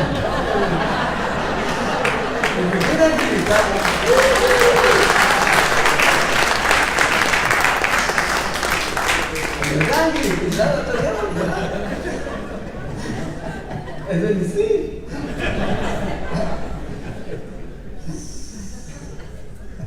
ממש ניסים, זה תרגם, נהגים שלי עברית. טוב, אז לכן אין רע בעולם. And that's why there's no bad in the world. למי שרוצה להתקרב לשם. For who? For someone who wants to get close to Hashem. למי יש רע, למי שלא רוצה להתקרב לשם. The only place that can be bad is someone that doesn't want to get close to Hashem. הוא רוצה שיהיה לו טוב בעולם הזה, וזהו. He wants to have his concept of good, and that's it. Leave me alone. מי שרוצה להתקרב לשם, אז אין שום רע, אין רע. Someone that wants to get close to Hashem, no bad in the world. כי כל מה שיעבור עליו, וילך לפי הכללים של האמונה שנלמד, זה קרב אותו לשם. Because if you go according to the rules that the Rav is going to teach us, no bad in the world. עכשיו נלמד את הכללים, את השלבים של האמונה. Now we're going to learn the stages of Emunah. א', השם אוהב אותי. A, we just learned, Hashem loves me. ב', There is no one but Hashem. יש כלל באמונה, כל הזמן לזכור את זה, טוב, כלל באמונה. אין שיכול להיטיב לך או להרע לך אם לא בגזירת הבורא. And to know a hard, fast rule and emunah that nobody can harm you or benefit you without a decree from Hashem. כל הזמן באים אליי אנשים ומספרים שהוא בגלל פלוני הוא סובל, בגלל חמותו הוא סובל, Okay, people come to the room. Oh, this one's going to be a problem. My boss, my neighbor, my mother-in-law. הבן שלי נחמן ביקש טרנד. It's a true story. Nachman Arush, Rabbi Nachman Arush, the rabbi's son, he was once hitchhiking. אז מישהו עשה לו, הוא נכנס. And somebody stopped and picked him up. Come on, give you a ride. הוא שואל אותו, תגיד, אתה מכיר את שלום ארוש? Nachman got in the car, and the guy says to him, tell me something, do you know Rabbi Shalom Arush? אני מכיר. He says, I know a little bit, yeah. הוא אומר, הציל לי את החיים. So the driver says, he saved my life. אז נחמן שואל אותו, מה היה? So Nachman says that they played stupid. Well, what happened? הוא אומר שהוא ידע, חשב שכל הצעות שלו זה בגלל חמותו. He thought that all his troubles in life are from his mother-in-law. היא מלמדת את אשתו, היא מסיתה את אשתו, היא כל הזמן, כל מה שיש לו צרות בבית זה בגלל חמותו. He incites his wife and she gives him just all kinds of nasty stuff to him. All this trouble from her. והחליט שהוא רוצח אותה. True. He decided he's going to murder her. Murder. That's not finished. אמר, יישב בצוהר, רק שלא תהיה בעולם, וזהו. He says he doesn't care. Let him sit in peace in prison, just not having murder. באמת, זה סיפור אמיתי. סיפור אמיתי, אפשר לפגוש את הבן אדם. אז נזכרתי בבדיחה. The Rabbis reminded of a joke. אחד הביא לחמותו מתנה. A guy brought a present to his mother-in-law. טוב, היא פותחת רואה יהלומים. וואו, איזה עגילים ביהלומים. She opened it up. She saw on the top of the thing, beautiful diamond earrings, 4-carat diamonds for pierced ears. מסתכלת על החתן שלה. הוא אוהב אותי, מה כזה? לא מביני. She said, look what chunks of ice my son-in-law brought me. Boy, he sure loves me. מוציאה עוד מתוך החבילה, רובה. So underneath the level of velvet, there was a pistol. שואלת אותו, רובה בשבילה הבאת. She said, so why'd you bring a pistol with the earrings? הוא אומר, בשביל לעשות חולים. He said, that's to put holes in your ears.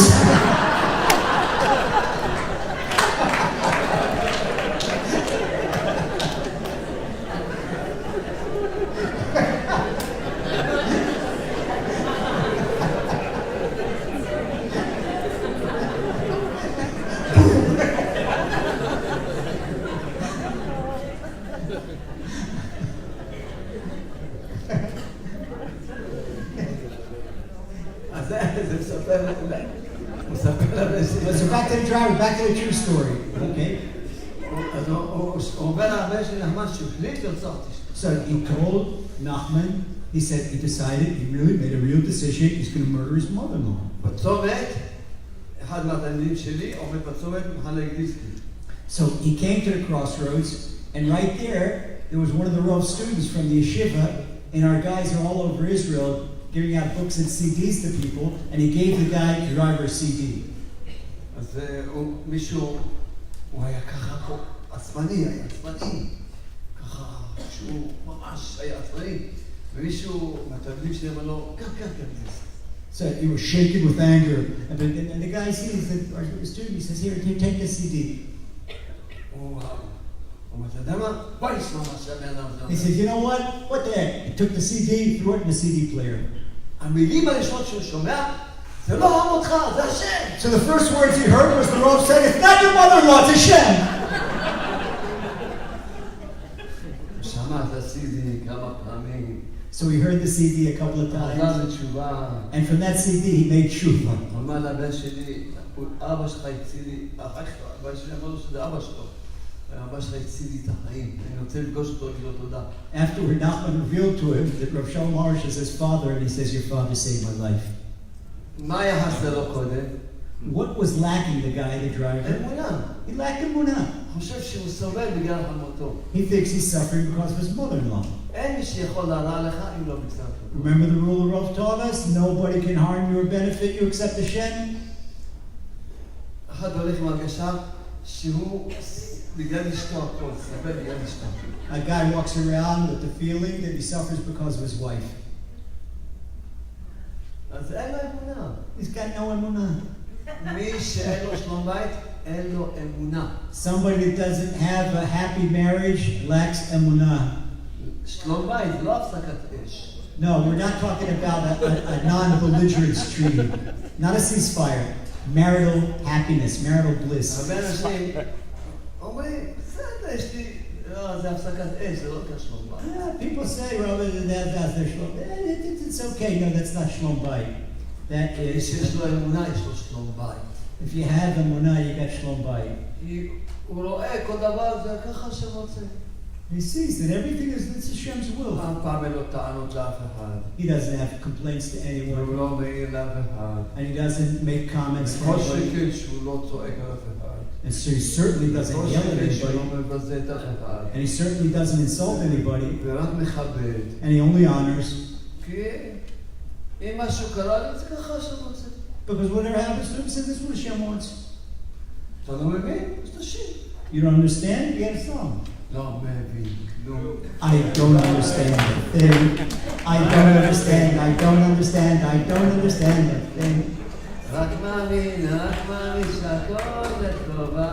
I only believe that everything's for the best. אני צריך עכשיו לשנות את זה. רק מאמין שהשם אוהב אותי. Only believe that Hashem loves me. עכשיו אני אשנה את השם. אני אשנה את השם. I don't understand a thing. I don't understand a thing. I only believe that Hashem loves me. I don't understand a thing. I don't understand a thing. I only believe that Hashem loves me. Thank you very much. תודה רבה לך, Hashem יתברך. על מה שאשתי עושה אני. Thank you very much, Hashem Yitbarach, on what my wife does to me. אמנם זה מצחיק, אבל זה האמת. Rav says it's funny, but it's true. שזה נשאר. אמונה, גיהנום. כי באמונה, אדם חי בגיהנום. או אמונה, או גיהנום. כי באמונה, אדם חי בגיהנום. אתה יודע להסביר? If you have emunah, if you don't have emunah, it's a Gehenna. באמת. זה כל רגע ורגע, ועכשיו אנחנו נמצאים נכון? אין עוד מלבדו.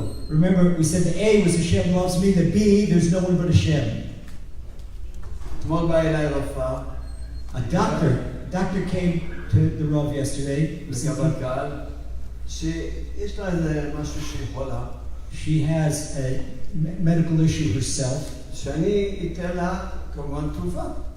A doctor, talking about a very advanced doctor, she came to the Rav for a solution for her medical issue.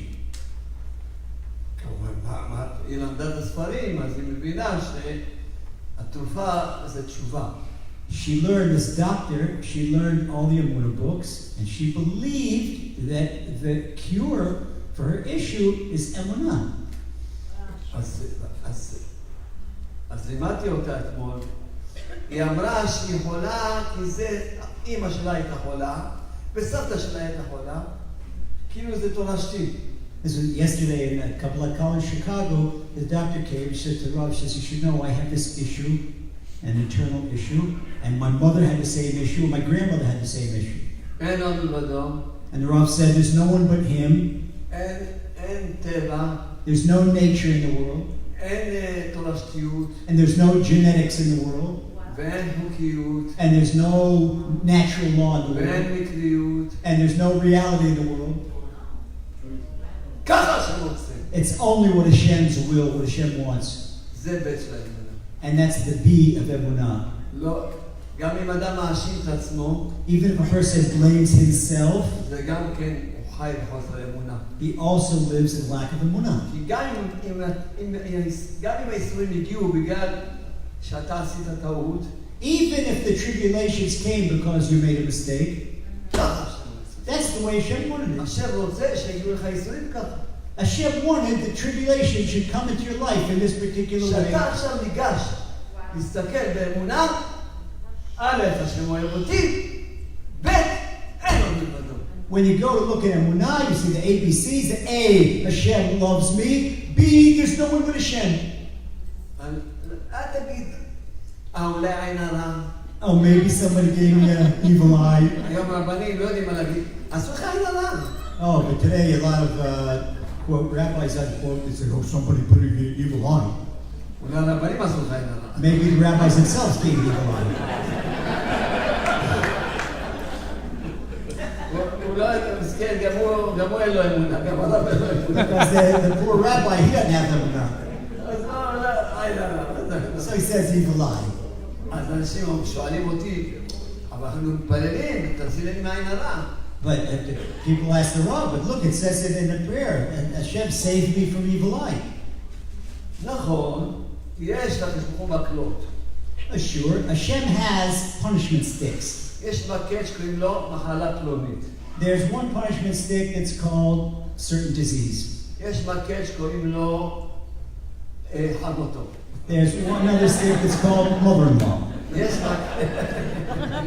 יש מקל שקוראים לו עין הרע. And there's a stick that's called evil eye. אבל השם מחזיק את המקל. But it's Hashem holding the stick, והוא מחליט למי לתת מכה. and Hashem decides who to get a whack, who to give a whack to. אז מה זה תציל לי מהעין הרע? So what's it save me from evil eye? תציל אותי שאני לא יהיה עין הרע לך.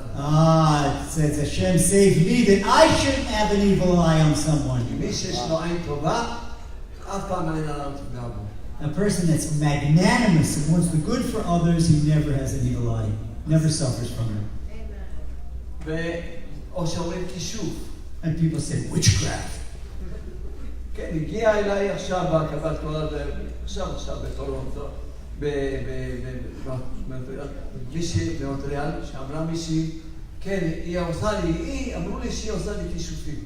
A woman came to Rav Montreal and says that some witch, she admitted that 35 years ago she gave me even witchcraft. She did a spell on me. אין עוד מלבדו. There's no one but him. כל מה שקורה לך ככה השם רוצה. Everything that happens is the exact way Hashem wants. אולי תשאיר ככה השם רוצה. This is the way Hashem wants.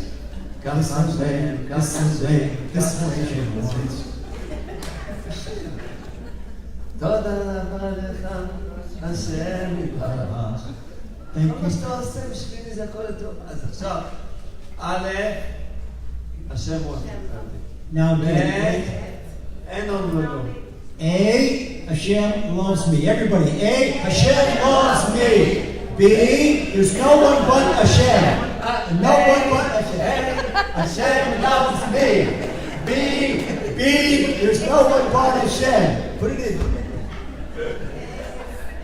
לומדים אמונה, לומדים אמונה. We're learning Emunah.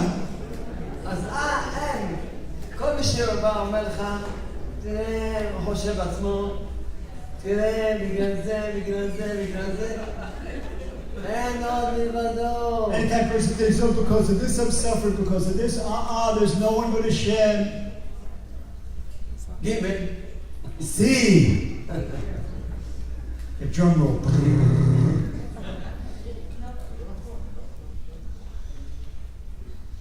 ג' זה, אנחנו אומרים ב-18, גומר חסדים טובים. We say in the Shemona Esrei, right in the beginning, that Hashem gives compassion, good compassionate deeds. ברוך השם, השם זיכה אותי לכתוב פירוש על הסידור. Our beloved Rav recently wrote his own elaboration on the Siddur. It came out in Israel already. אתמול אמרתי לרופאה, אתמול אמרתי לה, זאת הרופאה שבאה אליי, אז אמרתי לה, הנה, יש פה רפאנו, השם נרפא, הושיענו ובשעה. מה פירשתי הושיענו? פירשתי, הושיענו מכל הכפירות, שחלילה לא נחשוב שיש טבע. When the Rav elaborates on the Rafa'enu prayer, and the Rafa'enu blessing, the 18 blessings, Rafa'enu, he says, Hashem, cure me of all my heresy, all my heretical tendencies, הושיענו מכל הכפירות, and save me from all heresy. שחלילה לא נחשוב שיש טבע, So, heaven forbid, I shouldn't think there's nature, או שיש רופא חוץ ממך, or that there's any doctor other than you, או שרע לנו, or that with bad, ונבשע, and that we shall be saved, שנדע שרק אתה הרופא היחידי בעולם. and that we should know that you alone are the only doctor in the ואתה world, עושה הכל לטובתנו. and you want everything for our best. זה כתבתי, כי אני רוצה רפואה, צריך אמונה. That's the explanation of the Rafa'enu blessing. כל הסידור כולו אמונה. That's Emunah, that blessing Emunah, and the whole Siddur is Emunah. אז איך הסברתי? גומר חסדים טובים. How did the Rav explain Gomel Chasadim Tovim, Hashem influence what gives us compassionate, good compassionate deeds? גומל, הבן שחיים מסביר, משפיע תמיד. Gomel means that Hashem influences, He gives us all the time. חסדים טובים אני הסברתי, שתכליתם לקרב אותנו אליו.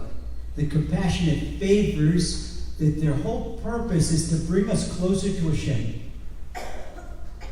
זאת אומרת, שבורא העולם, כל מה שעושה איתנו, זה הכל חסדים.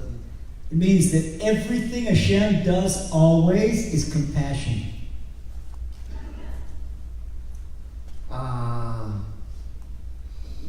כן. הבעל שם טוב כותב, כן, פירוש על מגילת אסתר, אז כותב שאם אדם יש לו איסורים, כן, ומאמין שיש הדבר איתו והכל חסד, רק באמונה לבד, בלי תפילה, נהפך להיות ישועה, נהיה לו ישועה. רק באמונה לבד. The Baal Shem Tov is an elaboration on the book of Fenster. He says that if a person believes, only believes that everything Hashem does is for the good, that he gets his salvation without saying a single word of prayer. כי הוא מסביר הבעל שם טוב, יש חסדים גלויים ויש חסדים נסתרים. And Baal Shem Tov explains that there's two types of compassionate deeds. There is the revealed compassion and there's concealed compassion. הודו לאדוני כי טוב כי לעולם חסדו. We say, thank you Hashem, because everything is good, because your world is compassionate. מה זה חסדים גלויים? What does it mean, revealed compassion? כמו עכשיו, Just like right now. יושבים, We're all sitting together, ושמחים, and we're happy, ושומעים שם דברי תורה. and we're listening to words of Torah. זה חסדים גלויים. This is revealed compassion. מה זה חסדים נסתרים? What's concealed compassion? כל מה שהולך לא כמו שאתה רוצה. Anything in your life that goes according to your will. עכשיו, אם אתה באותו זמן מאמין שזה השם איתך, פירושו השם אוהב אותך, If at this time that something distasteful in life happens and you believe that Hashem is with you because He loves you והכל חסד, and that everything is compassion, אפילו שבעיניים שלך זה לא חסד. but with your flesh and blood eyes, it's not. It's a difficulty. תקם לך זיבור, You're lacking a soulmate. אין לך ילדים, You're lacking children. אתה עולה, Or you're not feeling well. כל הדברים. Whatever the problem. אבל אתה מאמין שהשם איתך, and you believe that Hashem is with you, שהוא אוהב אותך, and that He loves you, והכל חסד. and everything's compassion. אומר הבעל שם טוב, בלי תפילה, Baal Shem Tov says, without a word of prayer, רק באמונה לבד, with Emunah only, נתהפך לחסדים גלויים, everything turns around from concealed compassion to revealed compassion. שלום ארוש מלמד להגיד חצי שעה תודה. That's why Moreno Rav of Shalom Arush, Hashem should bless him till 160 till Mashiach. Amen. Teaches that a person should say thank you for 30 minutes a day. למה? Why? כי אני יודע שבן אדם שיחיה באמונה, הוא צריך חצי שעה להגיד תודה על דבר. Because he knows that a person strengths up Emunah, and if he says half hour thank you, that this will instill in him Emunah. התודה זה אמונה שלמה. Gratitude itself is the essence of Emunah. התודה מנקה את הבן אדם מכל הרע שיש בתוכו. And gratitude cleans a person completely of heresy. בא אליי אחד, אמר שהוא גילה את עצמו, ובגלל זה הוא כל הזמן חושב שבגלל זה שהוא גילה את עצמו, אז בגלל זה יש לו בעיות, וכל הזמן. We were in Toronto, and a guy came to the Rav, and he says, Rav, I got all these problems. I said, why? He says, a couple years ago, I cursed myself, and look at the damage it's done. I've got all these problems. I cursed myself. אמרתי לו, חצי שעה ביום תגיד תודה להשם, תודה לך השם, שככה רצית שהוא יקרא את עצמו. So the Rav told him, say thank you for a half hour a day, thank you to Hashem, that Hashem turned it around and you curse yourself. זה ינקה לך And that'll clean you. את כל הכפירות. And that'll clean all the heresy. אנשים באים אליי שסובלים, כי אבא שלו כשהיה קטן, הוא הרביץ לו. בגלל זה הוא סובל. So a person says, because I had an abusive father when I was little. ככה השם רצה. That's the way Hashem wanted. תגיד חצי שעה תודה להשם, כל יום תגיד חצי שעה תודה להשם, לא שם רצית שאבא שלי ירביץ לי, אני אומר לך תודה חצי שעה ביום. You say a half hour thank you to Hashem, and because that's the way the Hashem wanted, and wait and see what happens. תנקה. It cleans you completely. כל הכפירות שיש לך. And it cleans you of all the heresy. תזכור שהכל זה השם, אין עוד מלבדו. Remember that it's only Hashem, there's no one but אין מי Him. שיכול להרע לך אם לא בגזרת הכל. Nobody can do harm you in the slightest. אתה מנקה את כל הכפירות. אתה אומר, זה השם, ואתה תזכור, א', זה השם אוהב אותך, תזכור. You clean all the heretical feelings and you remember, hey, Hashem loves me.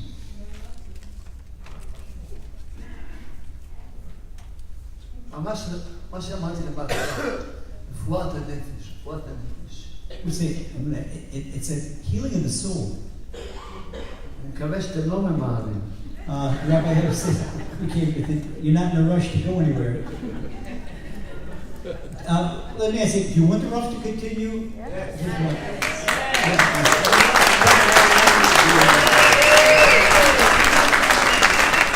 But back in Eretz Yisrael, it's only the lessons are shorter. But we're waiting for Tikkun Chatzot, don't worry. Emunah.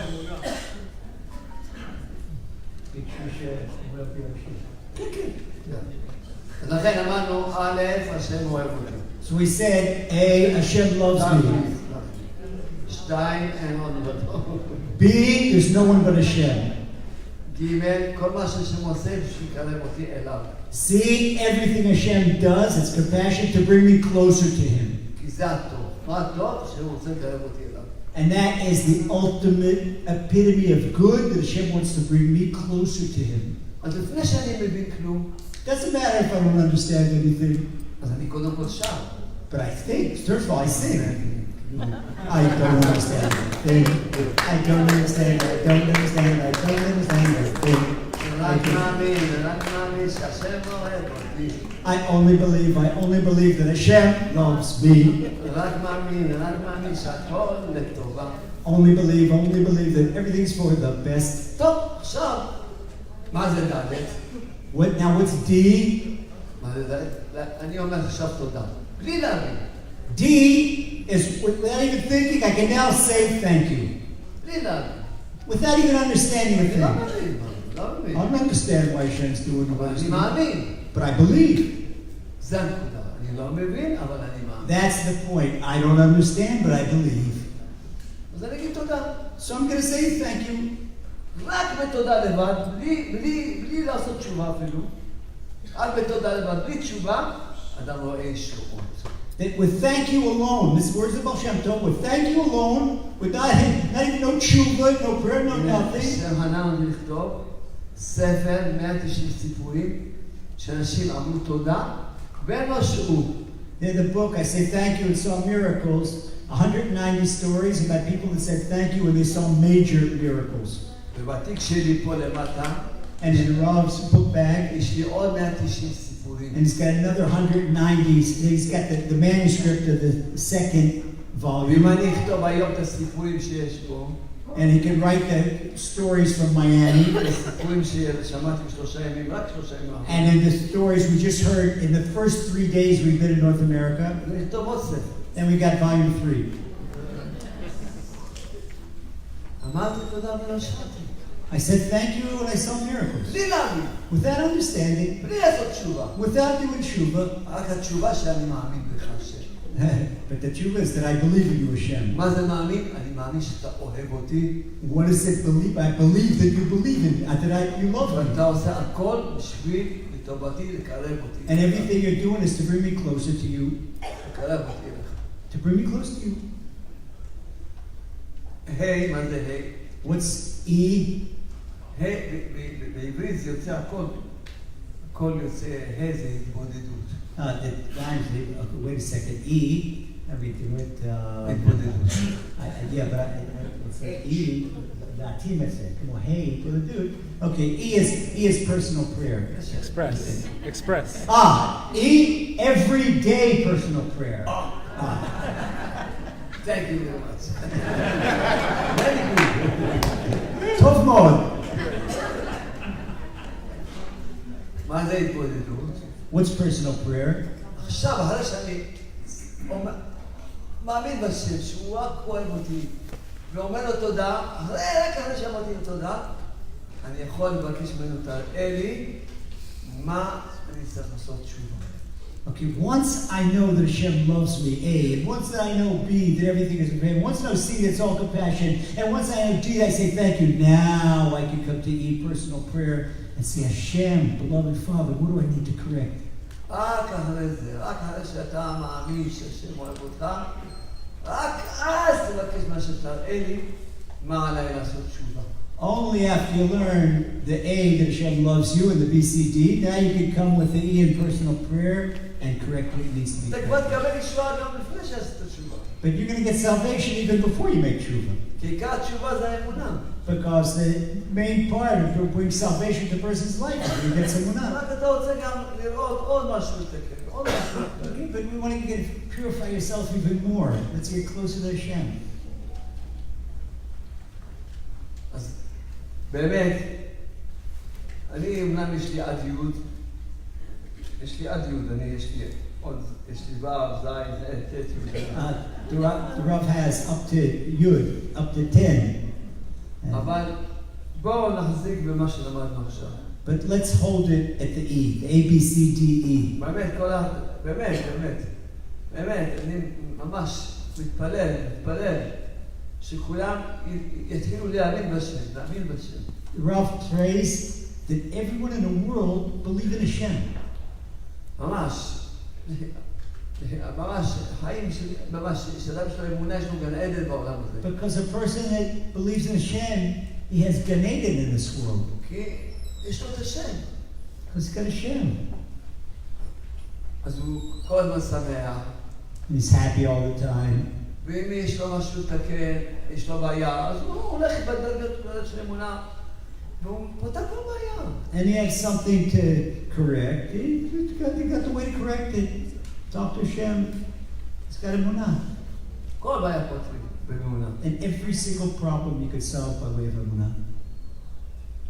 עכשיו, אני חושב, אם אדם, אין מתנה, אם תבקש מהקדוש ברוך הוא, אם תבקש מהקדוש ברוך הוא, לפני כן אני רוצה להגיד לכם משל. Okay, before the Rav wants to give us a parable. ילד עשה משהו לא טוב.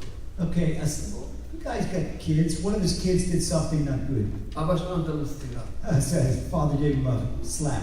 ילד הטיפש, הוא אומר, אבא שלו שונא אותו. וזה אמר, הוא שונא את אבא שלו. מה הוא נתן לי סטירה? This kid's not too bright. He says, "Oh, my father hates me. He gave me a slap." וילד יותר חכם. And he's got a brother that's a little bit smarter. אומנם הוא לא רוצה להתעורר, לא מעניין אותו למה קיבל סטירה, לא מעניין אותו. He doesn't want to wake up, and he doesn't אבל care. לפחות הוא מבין שאבא שלו, הוא יודע שאבא שלו אוהב אותו, הוא יודע את זה. But he gets a slap, and he knows his father loves him. ילד יותר חכם, But then he's got a brother that's even smarter than הוא him, יודע שאבא שלו אוהב אותו, knows that his father loves him. וגם רוצה להבין למה הוא קיבל סטירה, So he wants to understand why he got slapped. ומחפש ועושה לתקן. So he looks at what he did wrong so he could rectify it. ילד יותר חכם, Now he's got a brother even smarter than him. אתם מסכימים איתי שילד שמאמין שאבא שלו אוהב אותו, ומאמין ושהוא מחפש לתקן מה שאמר, את הסיבה שבגללה קיבל את הסתירה. אתם מסכימים איתי, זה ילד חכם מאוד, אני מסכים. This is already at a higher level. That the son, he wants to correct, he wants to rectify, he wants to understand why he got hit. אבל ילד יותר חכם, But then there's a third brother that's even smarter than all of them. שעושה כל יום שעה התמודדות. That he does an hour a day of self-assessment. הוא לא מחכה לקבל סתירה בשביל להתעורר. He doesn't wait to get hit. הוא לא מחכה לקבל סתירה בשביל לחשוב מה עליי לתקן. He doesn't wait to get slapped in order to understand or to wake him up when he needs to correct. כל יום הוא עושה חשבון נפש. מה עליי לתקן? איך אני יכול להתקרב יותר? איך אני יכול לעשות תשובה יותר? איך אני יכול להתפלל יותר טוב? Every day he assesses himself. What do I need to correct? What do I need to improve in my life? How can I pray better? How can I improve my behavior? לכן אני אומר לכם, And that's why I say to you, אתם מאמינים שהשם כל יכול. you believe that Hashem can do whatever he wants. אם תבקש מהשם If you ask Hashem שהוא כל יכול, that he can do whatever he wants והוא אוהב אותך, and he loves you, תן לי את המתנה הכי גדולה שיש לך. Hashem, give me the greatest gift you could give me. את המתנה הכי גדולה שיש בעולם הזה. The greatest gift in this universe. מה ייתן לך? What's Hashem going to give you? לעשות כל יום שעה התמודדות. To be able to do an hour a day of personal prayer. כל ימיך תהיה בתשובה. And your whole life is a treatment. Every single day כל הזמן, כל יום יש לך פגישה עם המלך. every day you have a personal appointment with the king. אין מתנה יותר גדולה מזה. There's no greater gift in life. וזה קל, כל אחד יכול לקיים את זה. And it's easy, anybody can do it. זה סתם טיפשות שאדם חי בלי לפגוש כל יום את מי שאוהב אותו ויכול להשפיע עליו את כל החיים היפים שיש בעולם הזה. It's crazy. Somebody loves you so much and can give you everything and you don't want to meet him every day? סתם טיפשות. It's silly. כולם יכולים לעשות שעה התמודדות כל יום. Anybody can do an hour before do כל every יום day. פגישה עם המלך. Every day to meet the king. אבל כל יום אדם צריך הרבה דברים מהמלך. A person needs a lot from the king. תפגוש את המלך. So go meet the king. תזכור, א', השם אוהב אותי. Remember, A, Hashem loves me. אוי, I love you השם. אני אוהב אותך השם. לכן אנחנו לפני שאומרים שמע ואהבת את השם אלוקיך, That's before you say in Shema, and you should love the Lord your God. אז לכן אנחנו קוראים את הברכה, אהבת העולם ואהבתנו השם. And that's why we say the bracha that Hashem loves us eternally. כשאדם יודע שהשם אוהב אותו, גם הוא יכול לאהוב את השם. Because when a person knows that Hashem loves him, now he can love Hashem back. שזה כתוב בסידור, גם בערבית, גם בשחרית. לפני קריאת שמע כתוב, אהבת העולם ואהבתנו השם. And that's why it says Avat Olam prayer, that the eternal love. Eternal love. גם בשחרית, גם בערבית. And we say it in the morning prayer, we say it in the evening prayer. חכמים ידעו, לפני שיגידו לך תאהב את השם, קודם תזכור, תדע שהשם אוהב אותך. Because our sages told us that before you say you love Hashem, first you should know that Hashem loves you. ומתי הוא אוהב אותך?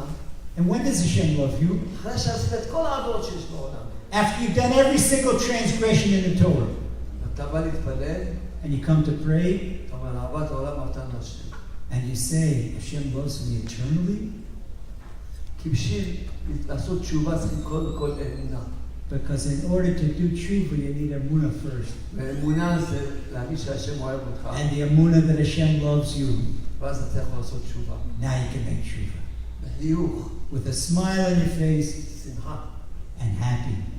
תראו, ברוך השם, השם זיכה אותנו. אני כל כך מאושר שבאתי פה, אני פוגש אתכם. Hashem enabled us to come here to Miami, and the Rav is so delighted to see everyone. ואני כמו שאני הולך מעיר לעיר, גם לארץ ישראל, כל יום אני הולך מעיר לעיר. The Rav doesn't make it easy on himself. When we're overseas, the last day, every day a flight, every day a different city. Back home in Eretz Yisrael, the Rav's in a different city every day. פוגש עוד יהודים, עוד כמויות, וכולם אני מלמד אותם, גם גויים. And not only Jewish people, we go around the world and we give Emunah lessons to non-Jews. ואני אומר לכם, אני מתפלל על זה. אני מתפלל על זה שכולם יזכו להיות שותפים שלי. And one of the things that the Rav prays for is that everyone have the privilege to become his partner. אני לא באתי בשביל לקחת לכם כסף. The Rav didn't come here. We come to give. You come here to take אני money. באתי בשביל לתת לכם. And we come to give to you. אני ברוך השם, אם אני צריך כסף, אני כל חודש אני מוכר 10,000 ספרים. If the Rav needs money, you don't know how many tens of thousands of books go out of yeshiva. אני לא נותן לישיבה 10% צדקה. And the Rav doesn't give the yeshiva 10% tzedakah, גם לא 50. and not 50% tzedakah. 100% אני נותן. 100% of the income from the books goes back into yeshiva. לכן אני אומר לכם, בואו תהיו שותפים שלי. And that's why the Rav says, come be his partners. מי ששותף שלי פה בעולם הזה, יהיה שותף שלי בעולם הבא. Because if you're his partner in this world, you're going to be his partner in the next world. איך תהיה שותף שלי? How can you be his partner? לפחות, תיקח עכשיו היום 10 ספרים, לפחות. מי שיקח יותר 20, 30, 40, 50 ספרים, כמה, ותחילו להפיץ, גם ליהודים, גם לגויים. The Rav doesn't want people's money. You want to partner with the Rav?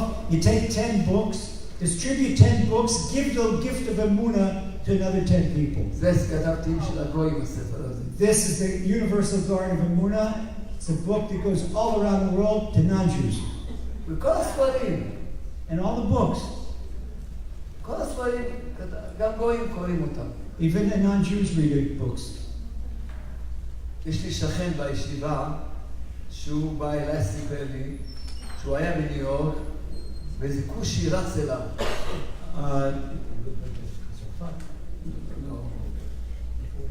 בניו יורק. Oh, New York. Okay. The Rav's neighbor, he told the Rav that he was in New York, and a guy ran after him. אבל הוא לא פחד. But he said, the big black guy, but he wasn't afraid כי ראה את החיוך שלו. because he had a big smile on his face. החיוך של כושי. הוא בא אמר לו, תגיד, אתה מכיר שלום ארוש? And he saw he was Jewish. He said, you know Rabbi Shalom? הוא אומר לו, כן, הוא שכן שלי. And he says, yeah, he happens to be my neighbor. הוא אומר, הוא הציל לי את החיים. And he says, he saved my life. הוא למד את הספר להגיע לשלום. He read this big guy in the garden in New York, the Red Garden of Peace. ויהיה לו שלום בית. And he had Shalom Bayit. זה ספרים, כל צריכים להפיץ. אני אומר לכם בוודאות, כל יהודי שלא עוסק בהפצה, אסור לו לגור פה, צריך לעלות לארץ ישראל. כל יהודי. יש סיבה אחת שמותר לגור פה, שתעסקו בהפצה. I said, any person any person that lives outside the land of Israel, it's not a good thing.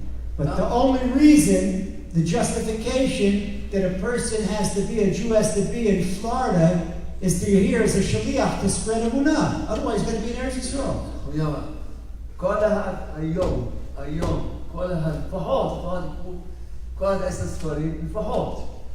מי שכאן יותר, ואני אומר לכם, אני מבטיח לכם, צריכים להתאמץ, אפילו להלוות כסף, לבוא עליי ואני פורח. אפילו להלוות כסף. כי לבוא עליי ואני פורח. כי ממש, כל אחד, וכל מי שיקח, לפחות 10 ספרים, ואם כאן עוד, מה יבקש בקשה, אני מבטיח לו שיתקיים עבודה. Listen to the power of being a partner with the Rav. This is not a blessing. The Rav will give blessings afterwards. Anyone that takes at least 10 books and partners with the Rav is giving his word of honor, his promise. You have one request, something you need, and he promises you're going to get it. You hear this? 10 books. Any request. The Rav is promising that any request you have, one request, you take 10 books, be fulfilled. All he cares about that the whole world should believe in Hashem. And everybody has to help. And to partner with him. אני יש לי בישיבה בירושלים וגם בכל הארץ, יש לי הרבה ישיבות. ועכשיו, לפני שיצאתי, ביקשו ממני שנפתח עוד ישיבה. כי יש עשרות בחורים שלהם מקום ללמוד. The Rav has a lot of yeshivas, but before he left Israel, one of the mayors and the head rabbis of a certain city, they came to the Rav, and they said, they're boys, young boys, you know about these kids here in Miami? Doesn't have yeshiva. It's got nowhere to learn. The same thing with girls, nowhere to learn. So now the Rav is building a yeshiva. There's a lot of yeshivas that want tin soldiers. They want exactly kids out of mold, kids not in the mold. They came out of yeshiva. The Rav, out of his own pocket, is building a yeshiva so that the kids won't be out in the street. Because you know, when a kid is kicked out of yeshiva and no yeshiva is going to accept him, what's the alternative? Not too good. And the Rav is saving all these kids out of his own pocket, not the government, not anyone else.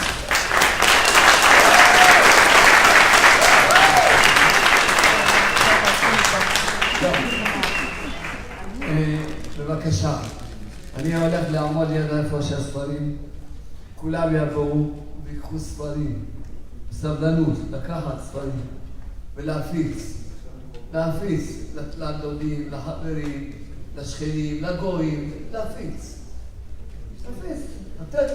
אנחנו צריכים לראות איך אנחנו מפיצים את האמונה בעולם. אפשר להאיר את העולם.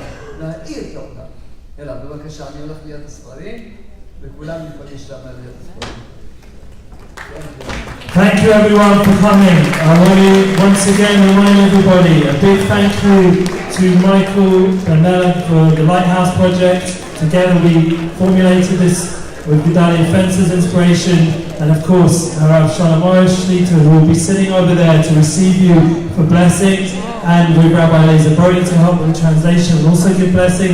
We also have the opportunity for everyone to purchase Svarim, 10 Svarim as the Rabbi said. We also have another opportunity, Motzi Shabbat, to be here, and we will have the new Svarim that didn't arrive for some reason, hopefully will be here Motzi Shabbat. And whatever is missing, whatever you don't see, go to Breslev, breslev.co.il, and you'll see the website banner there. You will be able to purchase everything online on our website and to partner with the Emunah tour.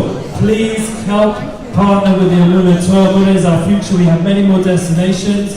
This is just the beginning, and it's a merit to be sharing Emunah as we're doing.